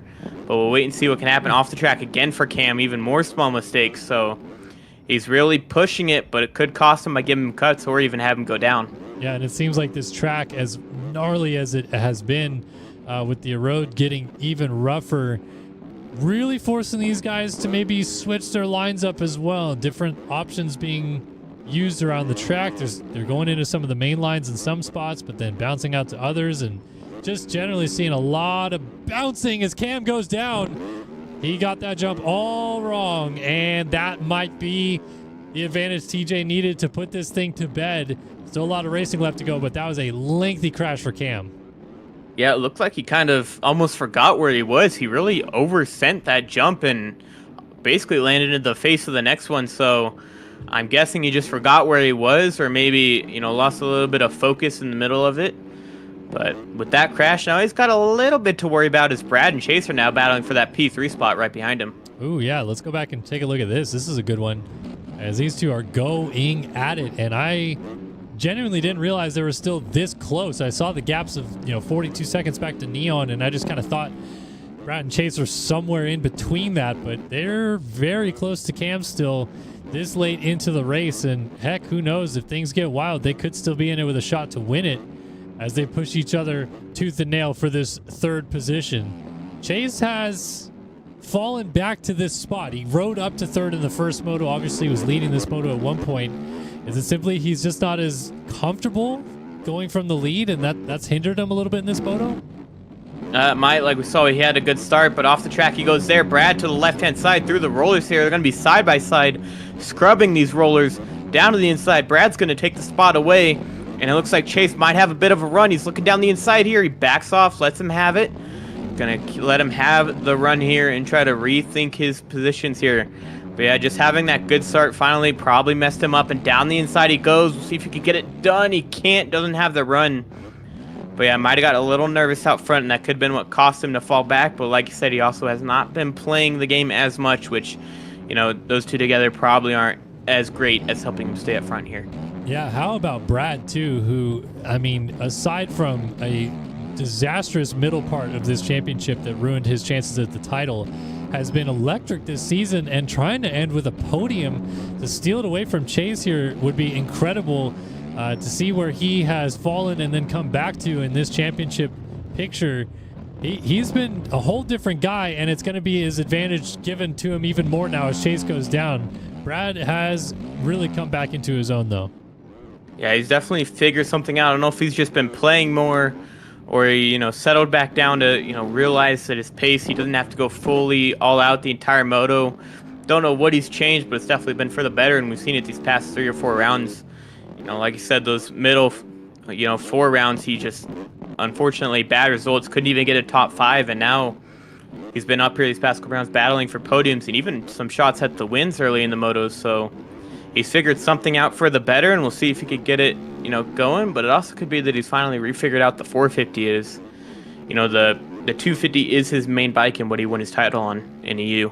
Gotcha. Yeah, I mean, he's looking up ahead of Cam, even just like, hey, whoever I can go get, I'm going to go try to get them. He's got to get through Oles, who is a lap down first, though. Oles in the 14 position. So, again, keeping an update on who is a lap down, how much that's going to help Cam really solidify this championship. They've lapped up to 14th place. So, with TJ winning, they only need to lap like 3 more guys, and Cam has really pretty much locked this thing down even a whole lap early.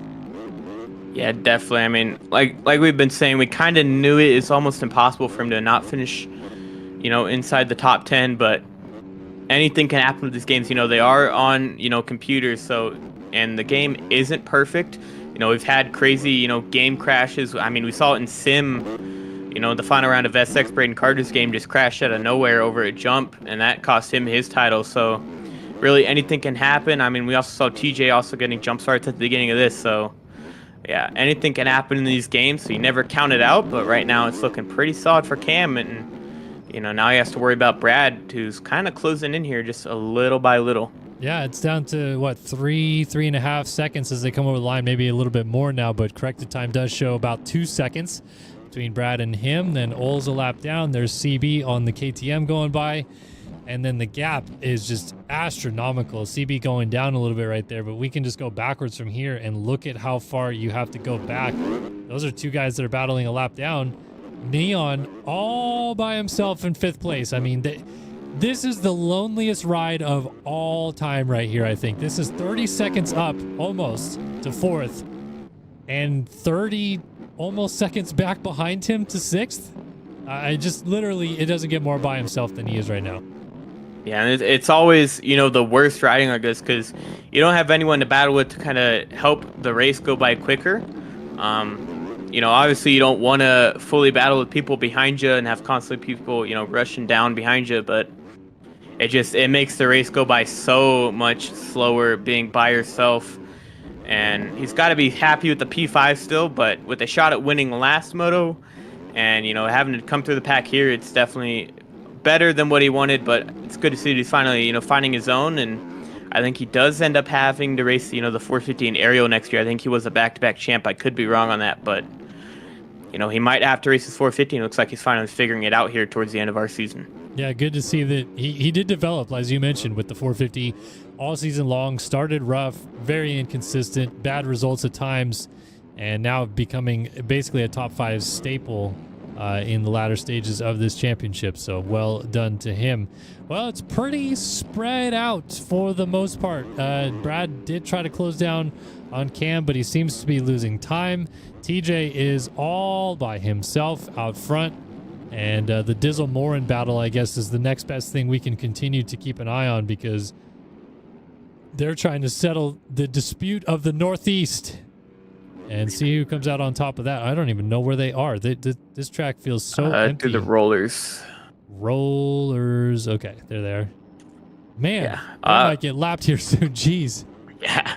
I see him in a Discord call, and it looks like from that first battle to now, Morin has deafened in Discord. So he's definitely, kind of gone full focus on the race trying to beat Dizzle. So we'll see if he could get it done. He crashed right before the rollers, so we'll see if he could catch back up. But he's fully locked in now to try and beat Dizzle as they're battling with, Braden and Reed now. It looks like none of them want to kind of pull away from each other, so they're all four just kind of trying to stay together because I saw Reed and Braden, once they went ahead, they also slowed down so they could all battle with each other. Yeah, Reed just totally stood up and let off the gas down the straightaway right there as Braden almost lands in a lake. Dizzle's getting upside down. Yeah, these guys are probably going to be lapped pretty soon, and this is your battle for 6, basically, so that's kind of crazy to think about. But yeah, Dizzle goes around Reed. He gets back by him. Tried to go for the big line, goes down. Reed gets through. Morin goes by Dizzle. Braden almost punting Reed. Morin gets all kinds of sideways, almost goes down himself. It's loose. Getting pretty loose back here. Yeah. It's final round. The boys are having fun, some goon riding out here just a little bit. So they're all cross-jump on each other. But yeah, final round, final moto of the season. Everybody just having a bit of fun. None of these guys are in it for, money, being added top 3 in the race and top 5 in, points. So they're all just having fun and battling here for the final 6 minutes of the year. Braden just did a 360 in front of us on stream, and now Morin's now at the front of the group. Reed is still behind him. Then Dizzle, then Braden. Different lines, off-track excursions. Reed is way out there. They're throwing whips. We got backflips from Braden. Dizzle absolutely rolls the windows up, dies off the left side of the track real quick. And here comes your race leader, TJ, to put them all a lap down. There he goes around Dizzle. Next up will be Morin, Braden, Reed, all up the road.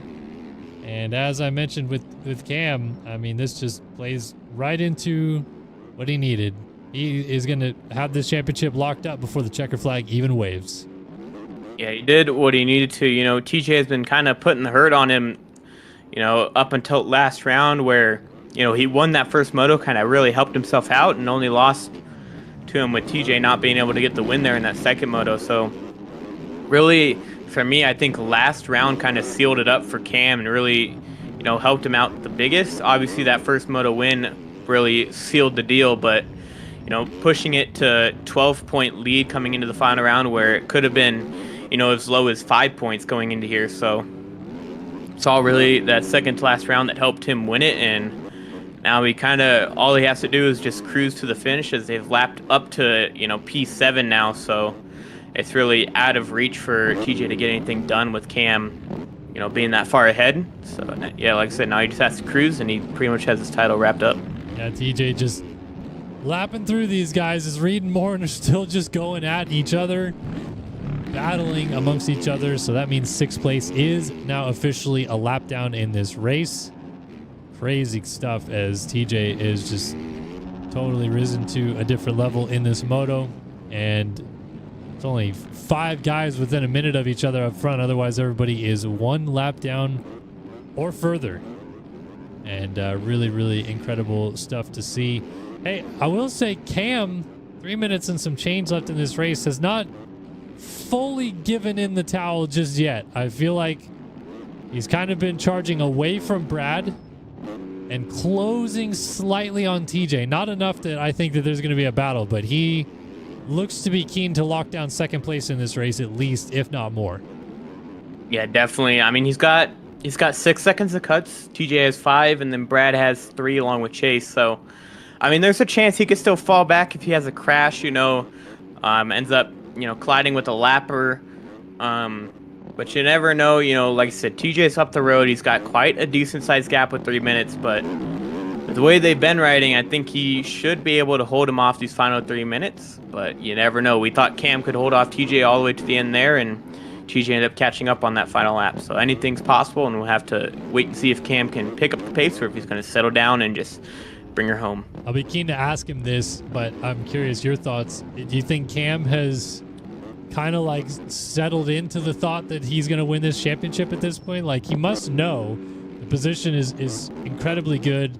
He must know that this championship is going to be his. You can't say anything until the race is fully over yet, but he's got to start thinking about it soon, right? Yeah, I have a feeling he probably was thinking about it after winning that first moto. But yeah, it's probably a good feeling. I have not felt that feeling in this game, so I could not specifically tell you what it feels like, but it's gotta be amazing, working, all 12 rounds. Ended up being, I think he was close to 40 points back after the first 2 or 3 rounds on Brad, and able to, claw him down, and then he brought it out to himself for 24 points, and then TJ bringing, him back down and able to really extend it again in these final 2 rounds. So it's got to be amazing working all the way for it, but you can't, put anything against TJ. He really tried his hardest. He did, miss those first 2 rounds, but, Cam gave it his all, TJ gave it his all, and I don't think he'll, say that, oh, if I made those first 2 rounds, he would have won it. He probably would have been like, it happens, and moved on with it. Yeah, as you said, if we look back at that middle championship surge that Cam put on, and I feel like I remember him even saying after round 4 or 5 or something along those lines that he wasn't really confident that he was even in the championship, especially after those first few rounds. And then suddenly it just started coming back to him, and it seems like that almost invigorated him again and inspired him to go try to win races. And he was winning races, and he was battling for podiums every single week suddenly again, and kind of back to the old Cam that we know. And I'll be keen asking this as well, but I feel like that was the catalyst. It kind of gave him that nudge again to say, hey, I'm going to go win this championship because I can do it. Yeah, he went in the race to chat or general chat in our Discord, and after round 2, he's like, I'm done racing. I can't keep up with these guys anymore. He's like too much with work and everything that he can't. He doesn't want to stay up late and battle for P5 and end up crashing. So, but Dizzle immediately probably was like, we'll end up seeing it next week anyways. And he showed up next week, got the win, and Brad had a bad finish, and ever since then he's been showing up. So there was a point after round 2 that he said that he wasn't going to show up anymore and not even try to compete. And I bet you, now after round 12, he's probably really glad that he decided to show up that extra week and really get himself a good shot at this title. Yeah, it just goes to show you are always one good ride away from everything turning back in your favor. And for Cam, he took that and absolutely ran with it, and it is going to result in a shiny new #1 plate when this is all said and done. Brad still in the 3 spot, CB 4th, Chase, of course, and Neon rounding out our top 5. I mean, not much to talk about. We got the battle galore still going on between Morin and Dizzle, and all these guys back here still having fun with each other. Dizzle and Reed throwing kind of dualies right now, but I think everyone else is ready to just throw the checkered flag. These final 2 laps are a bit of a formality at this point, and TJ is going to go ahead and go win this race and win this overall, but it is going to be a lost effort in the end. Yeah, definitely. It's always good to finally get a championship over with. Obviously, TJ wants that victory. He tried so hard to, claw it back here. Gave himself a really good shot at fighting for it. Unfortunately, just things didn't fold his way or turn out the way that he probably wanted, results-wise, and not enough things happened to where Cam could, not be that consistent to finish outside that podium. But, it's great that these guys put on an amazing race. It's looking like the championship's going to end with 12 points, which is our closest one yet. But yeah, it's great that these guys were able to fight all the way to the end. Maybe it didn't turn out like TJ wanted. It definitely helped Cam, but yeah, it's great to see them racing all the way to the end, and it's cool to finally see, in 3 years, we've had 3 different winners of the title. Yes, indeed. And 2-lap board has now come out here at Walton. Final moto of the 2025 AOMX FXR Championship here in MX Bikes. And we'll be wrapping this thing up, crowning our champion here in just a few moments, so you won't want to miss that. We'll be able to talk to our champion and our race winner after this, as we usually do, and hear what they have to say about this valiant championship fight that took it all the way down to the final moto of the season. And TJ, I mean, just doing his absolute best at really hoping against hope that something might happen. But as soon as the white flag waves here in just a minute, that will pretty much lock it down. Because once again, if Cam's game has an issue, runs out of fuel, anything along those lines on the final lap of the race, it won't matter, because the people who have already been lapped cannot get unlapped from TJ in time to be able to stop the damage. So TJ would still win the moto, and all the people that have been lapped would finish a lap down to him, which means that the first person on that lap that would be ahead of all of them would be Cam, and at worst, he would finish, of course, in the 6th spot. So, white flag about to come out. We're about to see this championship put to bed. Could you imagine if Cam ran out of gas right now? Dude, insane. Like, you saying that, I just remembered, I was like, oh yeah, that can happen. Yeah. Like, yeah, I completely forgot that in this game you could run out of gas, so... But yeah, as soon as he crosses the line here, he doesn't have to worry about if he runs out of gas or not. So, I mean, but that would have been a crazy sight to see, having, Cam or TJ miss put in the fuel and having it end that way. But he's crossing the line right now, and that's gonna put that whole ordeal to rest, not let it happen. Even if he does run out of gas now, like you said, the worst he could finish is 5th, as down he goes. But yeah, last lap of the championship, last lap of the year as well for everyone. Indeed it is. One more lap to go here at Walton. One final time around. A fantastic season. We've gone literally all around the world. We've been to the Netherlands. we have been to the USA. We've been to Canada. We've been to, gosh, I mean, there was tons of different places that we went this season. Sweden. Where else? We literally all around the world for this championship. Yeah. And finally wrapping it up here in the Great White North with a half lap to finish this thing off. How do you think TJ's going to feel? Just to give us a quick preview before we get a chance to talk to him. You think he's going to be pretty pissed or at least happy to show that he was a race winner here today? I think it'll be a mix of both. Little upset with himself for not giving himself a good shot by going 2-2 last week and then not doing good this week. But I mean, he's still got to be happy with missing the first round and still clawing his way back into this title fight, but still going out on top in the final moto of the year. Getting the moto victory and the overall victory, got to be at least something. Like I said, now he's the leader in 3 out of the 4 all-time stats for AOMX. So one of the best person to race in AOMX stat-wise. So it's great for that, but unfortunate that he just came just that little bit short of winning the title. He will fall short of the prize, but it wasn't without trying every single step of the way. TJ comes down here at Walton to win Moto 2, and he'll win the overall today here in Canada. But your champion, the 2025 AOMX FXR champion in the game, is Cam. He gets it done with a second place finish here tonight. A 1-2 performance on the day, and he is the 2025 champ. It is over.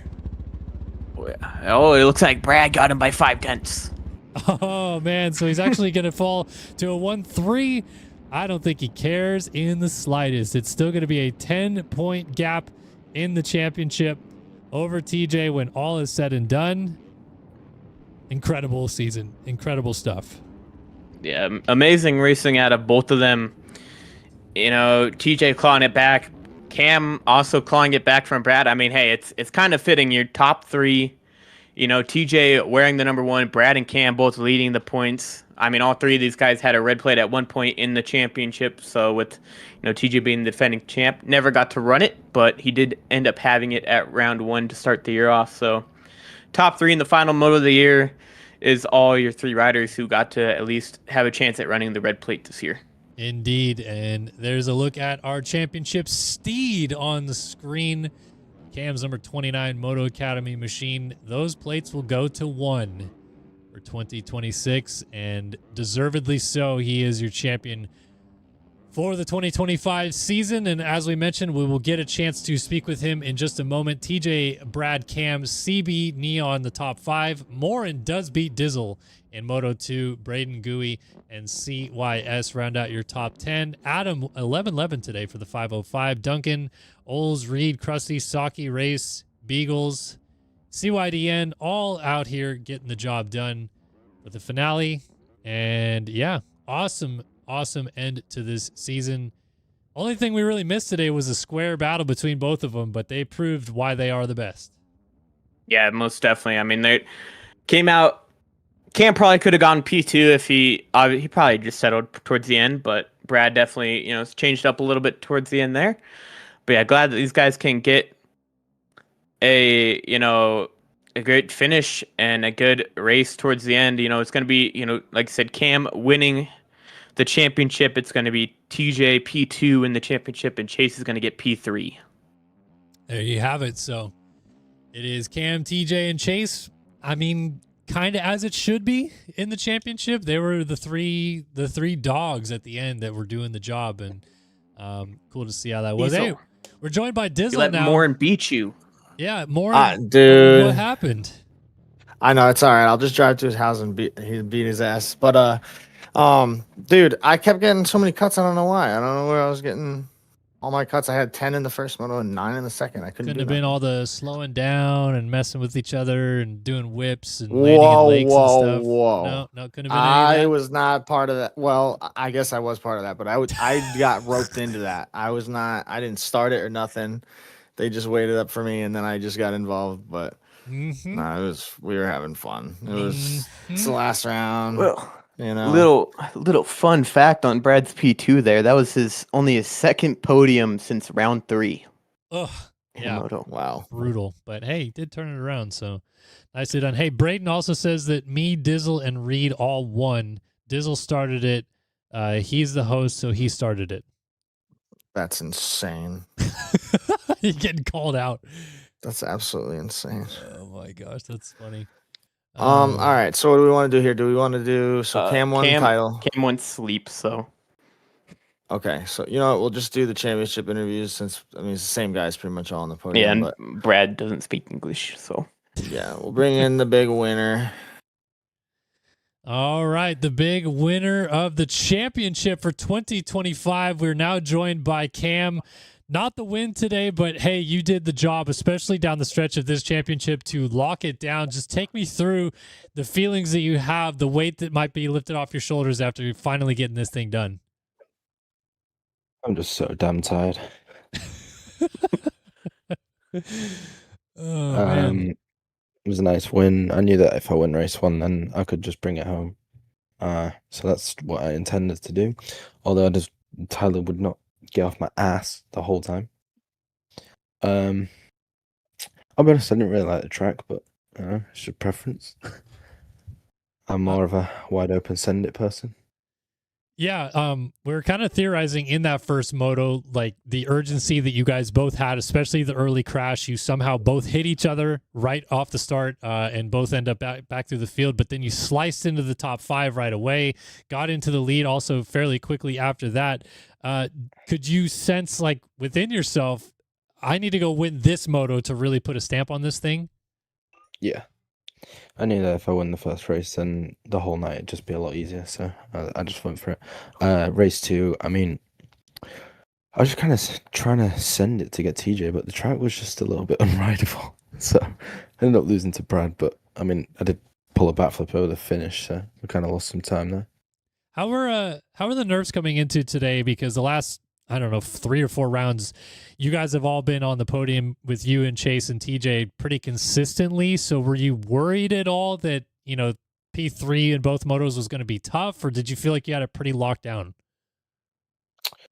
I feel like the top 3 I have down with a decent start. But I didn't know if I was going to get any flying bikes, so to speak. I don't think TJ's the type to do that, but some people in this game are just different.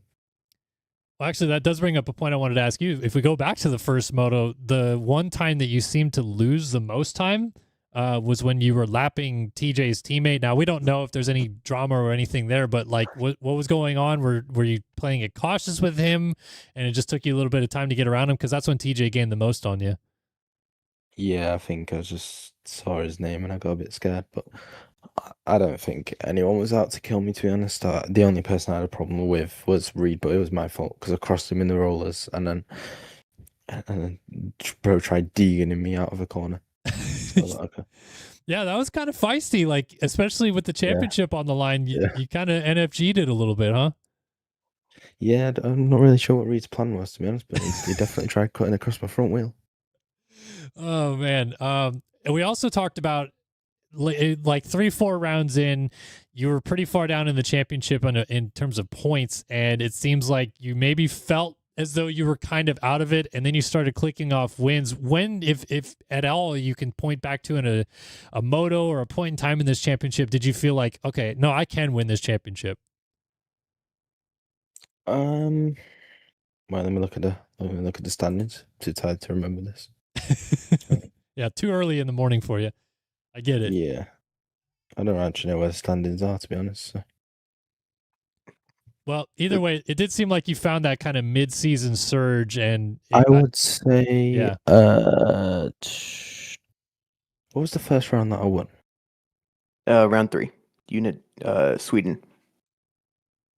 Yeah, I think there because I'm actually not that great at Sweden, if I'm honest. So the fact that I won that, I was like, okay, I could probably win this, but had a long way to come back. And then Brad, Brad's just got, I don't know how he's not even won this championship, to be honest. But yeah, the round TJ missed, I didn't do great in points. I didn't actually gain much out of that. I had an alt F4, which Dizzle totally would come to bite me. so fuck you, Dizzle. I don't know. I feel like it's more stressful because of the time at night. Like Yeah. I don't play the same now as I would earlier on. Yeah, no, I mean that's fair. Like it's Not my mistake. super late for you, and I can imagine the tiredness and having to deal with that, with also the pressure of the championship weighing on you a little bit. Certainly isn't the easiest thing, but you do win this championship. You get to put the number 1 plate on. You get the $200 cash prize. Yeah, just who would you like to thank? Because this has been an awesome season. Moto Academy, Alls, Alex, Maverick, I think his name is, who makes the bikes, SPX suspension.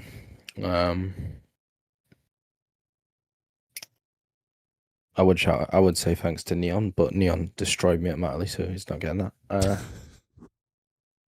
Steiner for the photos, I imagine he's going to take, or the filming, whatever he's going to do. About quite cool. that, he fell asleep. Rip. But no, nice. Good job. Yeah, he Steiner. said he fell asleep and he was feeling very sick and had a massive headache. And He did yeah, actually ended say up that in a not call showing. earlier, to be fair. If I forgot anyone, I'm sorry, but I think that's it. Well, we Callum, my coach. there you go. We're super happy for you, man, to get this championship. It was an awesome season, very entertaining. Cool that it went down to the very end, and you delivered when it mattered. So congrats, Cam, on the championship, and get some sleep, but celebrate it a little bit first, at least, man. It was awesome. I just want to say one thing. Dizzle and Callum, my 2 biggest haters in this game. Fuck you. Oh, come on. Bro, these guys were trolling so hard, saying that if I lose this, that's the worst thing, and then yeah, whatever. I just said I was never going to let you live it down. That's all. Callum said No big deal. My coach Callum said, "No pressure, but if you lose this, you're just shit player in the game." Oh, that's funny.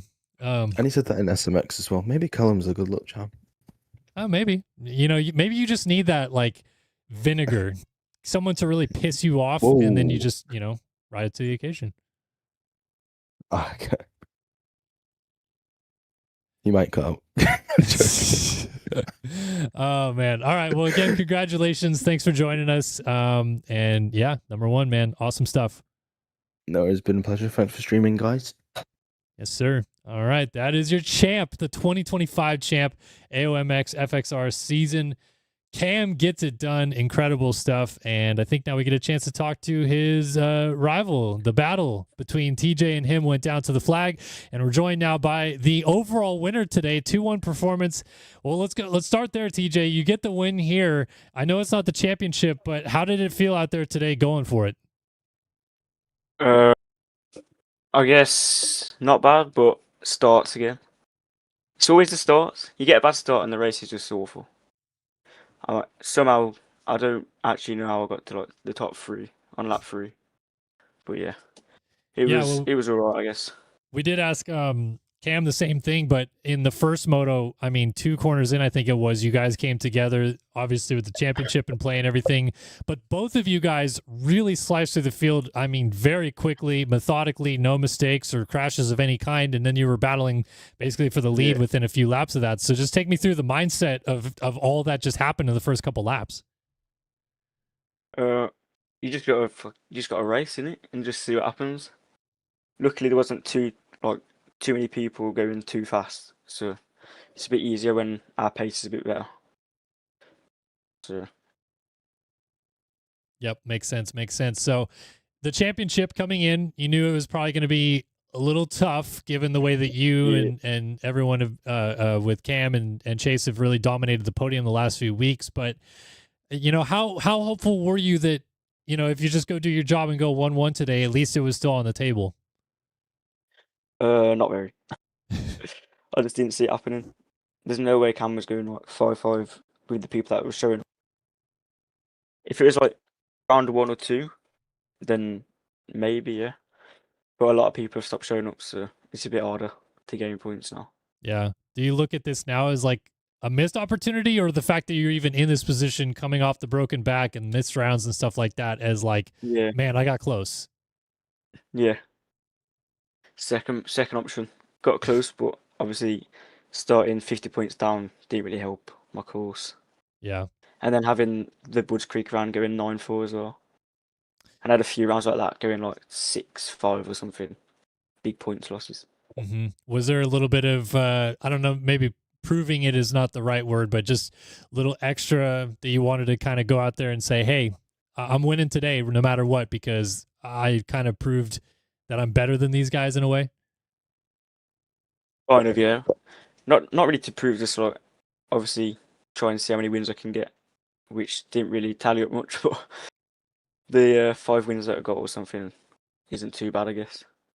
Well, the cash still checks, right? You know, or check still Yep. cash, if that's what they say. I don't know. Yep. But Overall's the overall.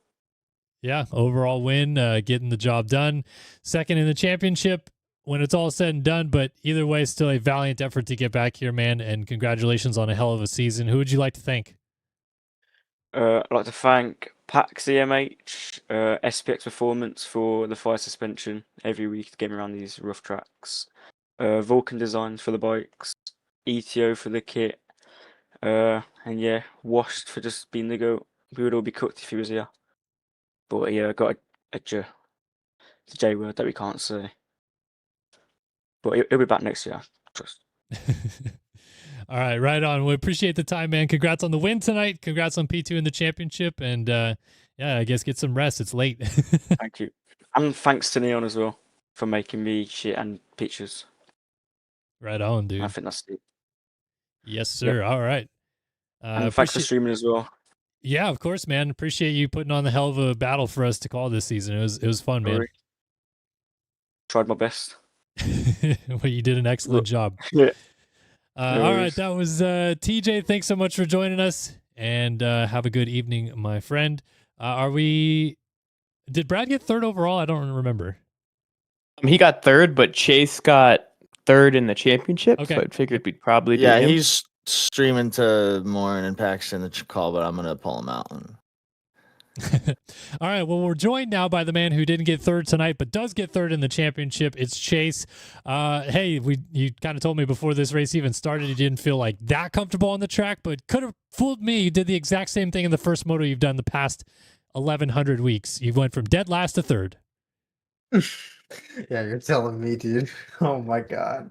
That race was brutal. That race, I was trying to watch Tyler and Cam. You could tell they knew the hotlines, what bumps to hit and what not to hit, and all of that, but I was all over the place. It was one of those races where I was going slower than they were, and at the same time, I felt like I was crashing the whole time. Like I was just trying to keep it up on two wheels, so it was double bad. Yeah, no, it was crazy to watch your performance getting back to that position in the first place. If we go to Moto 2, though, you get out front early. You did lead the first lap.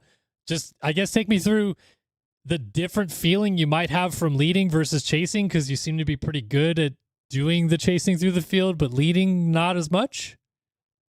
I don't want to talk about Moto 2. Not good showing for me. But I honestly don't know what happened. I do know what happened. The inexperience with the track and when the E-road started to set in, I didn't really know where to go and all that sorts of thing. So I was trying to figure out other spots, but then I would hit a huge bump or something and get all out of shape anyway. So then I just went back to the E-road line. I kept switching all over the place and I couldn't find anything that worked really well. It was all over the place. Yeah, I mean, definitely some chaotic lines out there. We saw it by even the race leaders, so you were certainly not alone in that. But I mean, overall, a pretty good season for you. I asked kind of the same question of TJ. You ended up missing 2 rounds in this championship, and I think when the dust has settled, you're going to finish somewhere in the range of like 70 points back. Do you look at this as a little bit of a missed opportunity? Like, had you been at those races, this championship could have maybe floated your way? Oh, yeah, it sucks because if I had those points, if I just got 20 points at either one of those, just finished inside the top 3, both of those races, I would have had the championship. So that kind of sucks to realize. I realized that like 2 rounds ago. I was like, man, I could have actually won that. I missed it before because I was like, I'm probably not gonna win anyways. It's okay. But in hindsight, I do wish I would have moved some plans around and did those other races. To be honest with you. Yeah. Yeah. Well, either way, I mean, lots of battles for the win and third in the championship. Nothing to sneeze about. I think you kind of proved that you belonged with that group. You guys were the three kind of class of the field by the end. So, yeah, impressive season, man, and definitely well deserved to get P3 in this one. So, who would you like to thank for getting up there? Appreciate it, Killen. I'd like to thank all the Charge Cycle Works boys, Morin in the VC, absolutely tryharding and going def in mid moto, trying to beat Dizzle, and Pax hanging out in the Discord and forgetting to put my gear in the drag and drop. Shout out to him as well. All the sponsors, Grip It, Bullfit, Mountain Slayers, Thrill Seekers, Liat, everyone helping me out. And Warp 9. I forgot about them. My bad. And Chase Black Suspension for keeping me hooked up the whole season, keeping me going right. If you need any suspension services, any custom setups that you would like for a certain track, or any personalized setups, please go to the website, chaseblacksuspension.com. Or if you just like some regular game coaching from a motocross champion, I have that on there as well. And if you have any questions or anything, just join the Discord, discord.gg/chaseblacksuspension, or just shoot me a message. I'm not some higher being. Like, I'll message you back. I don't really care. So if you have any questions, just ask. But thank you, Dizzle, Talon, Kellen, all of you guys hosting the races. It was a really fun season. I wish I would have done the full season, but hindsight is 2020. So appreciate it, fellas. Hell yeah, man. Well, either way, it was a great season for you and nothing to feel bad about. So thanks for the time, man, tonight. Go enjoy the rest of your evening and heck of a season, man. Good job. Yes, sir. You guys as well. All right. That is P3 in the standings, Chase. And that is the end of our season, I believe. That is a wrap on 2025. What a season, man. You guys really, I think, keep outdoing yourselves with how well this series is ran and how much these guys are interested in the prize pool. FXR being involved is obviously big this year. So from my side, I just want to give a congratulations to both of you because hell of a job. Yeah, just thank you very much. Yeah, it's been an awesome season. I know we didn't really have the amount of signups that we've had the past couple of years, but I mean, we switched back to Thursdays this year just because it was working out better for all three of us for our schedule, and there just so happened to be like literally at least 3 or 4 races every single week that we've ran at the exact same time as ours. So it just kind of split signups a bit, but we did get our normal, fast aerial pros showing up every week, and from what I've watched back on the streams, it's been awesome racing and stuff. So yeah, no, I just want to give a big shout out to you, Kellen, for streaming for us, showing us support over the years, and also huge shout out to FXR and Dirt Bike Dan for hooking us up with the prizes for the top 3 finishers. And yeah, man, everybody that came out whether you showed up for one race or for every season over the past 3 years that we've ran, just yeah, huge thank you for coming out and racing with us. Yes, sir. And Talon, again, you as well, man. Thanks for joining me in the booth all season long. It was fun. Yeah, it was definitely amazing. Getting to commentate with you. You're a big name in our community, the motocross gaming community. You've been there since 2015, always helping out in sim, and it's cool that we were able to have you commentate our series on bikes. I think it's the first series that you commentated on bikes as well. So it's always awesome to have you around, like Dizzle said, have you stream, and all that. And like I said, everyone that shows up, making this possible, because obviously without racers, we don't have a series to run. Me and Dizzle, it's always a pain, dealing with the few people that are, playing week in, week out, but it's always amazing to see everyone, come together, always, tell us that they love the way we run the series and all that. It's always been fun. We're really glad that we get to put this on. Um, as of now, I don't know if it's been said yet. People in the Discord have probably noticed in some messages. As of now, there's no plans for next year. I'm not saying that it's a definite no. If I get bored, we'll see what happens if Dizzle gets bored. Because I know we said last year we might not do this year, and we still ended up doing it anyways. But as of now, there is no next year, and this is our final round. But if we do end up saying something, it'll all be in the Discord, so anybody in there will know firsthand, and we'll try to keep people updated if we do. But yeah, like I said, as of now, there is no next season, and just want to give thanks to everyone who showed up. Me and Dizzle, it's been fun running this. We've been running leagues since 2020, starting on MESX, coming over here. And then also big shout out to all the people on our admin team. We got, Gooey, Cam, loads of other people that I'm probably just forgetting their names right now. I'm blanking on them, but they help out a lot in the Discord, keeping everyone together and all that. So it's really great getting to put this on. But, as of now, we'll see if there is a next season. But for now, it is amazing to host this for everyone. And I'm really glad that we got to do this for 3 years. Awesome stuff. Well, if this is the end, it was a hell of a run, and it was a really cool way to go out with a really fun championship decider.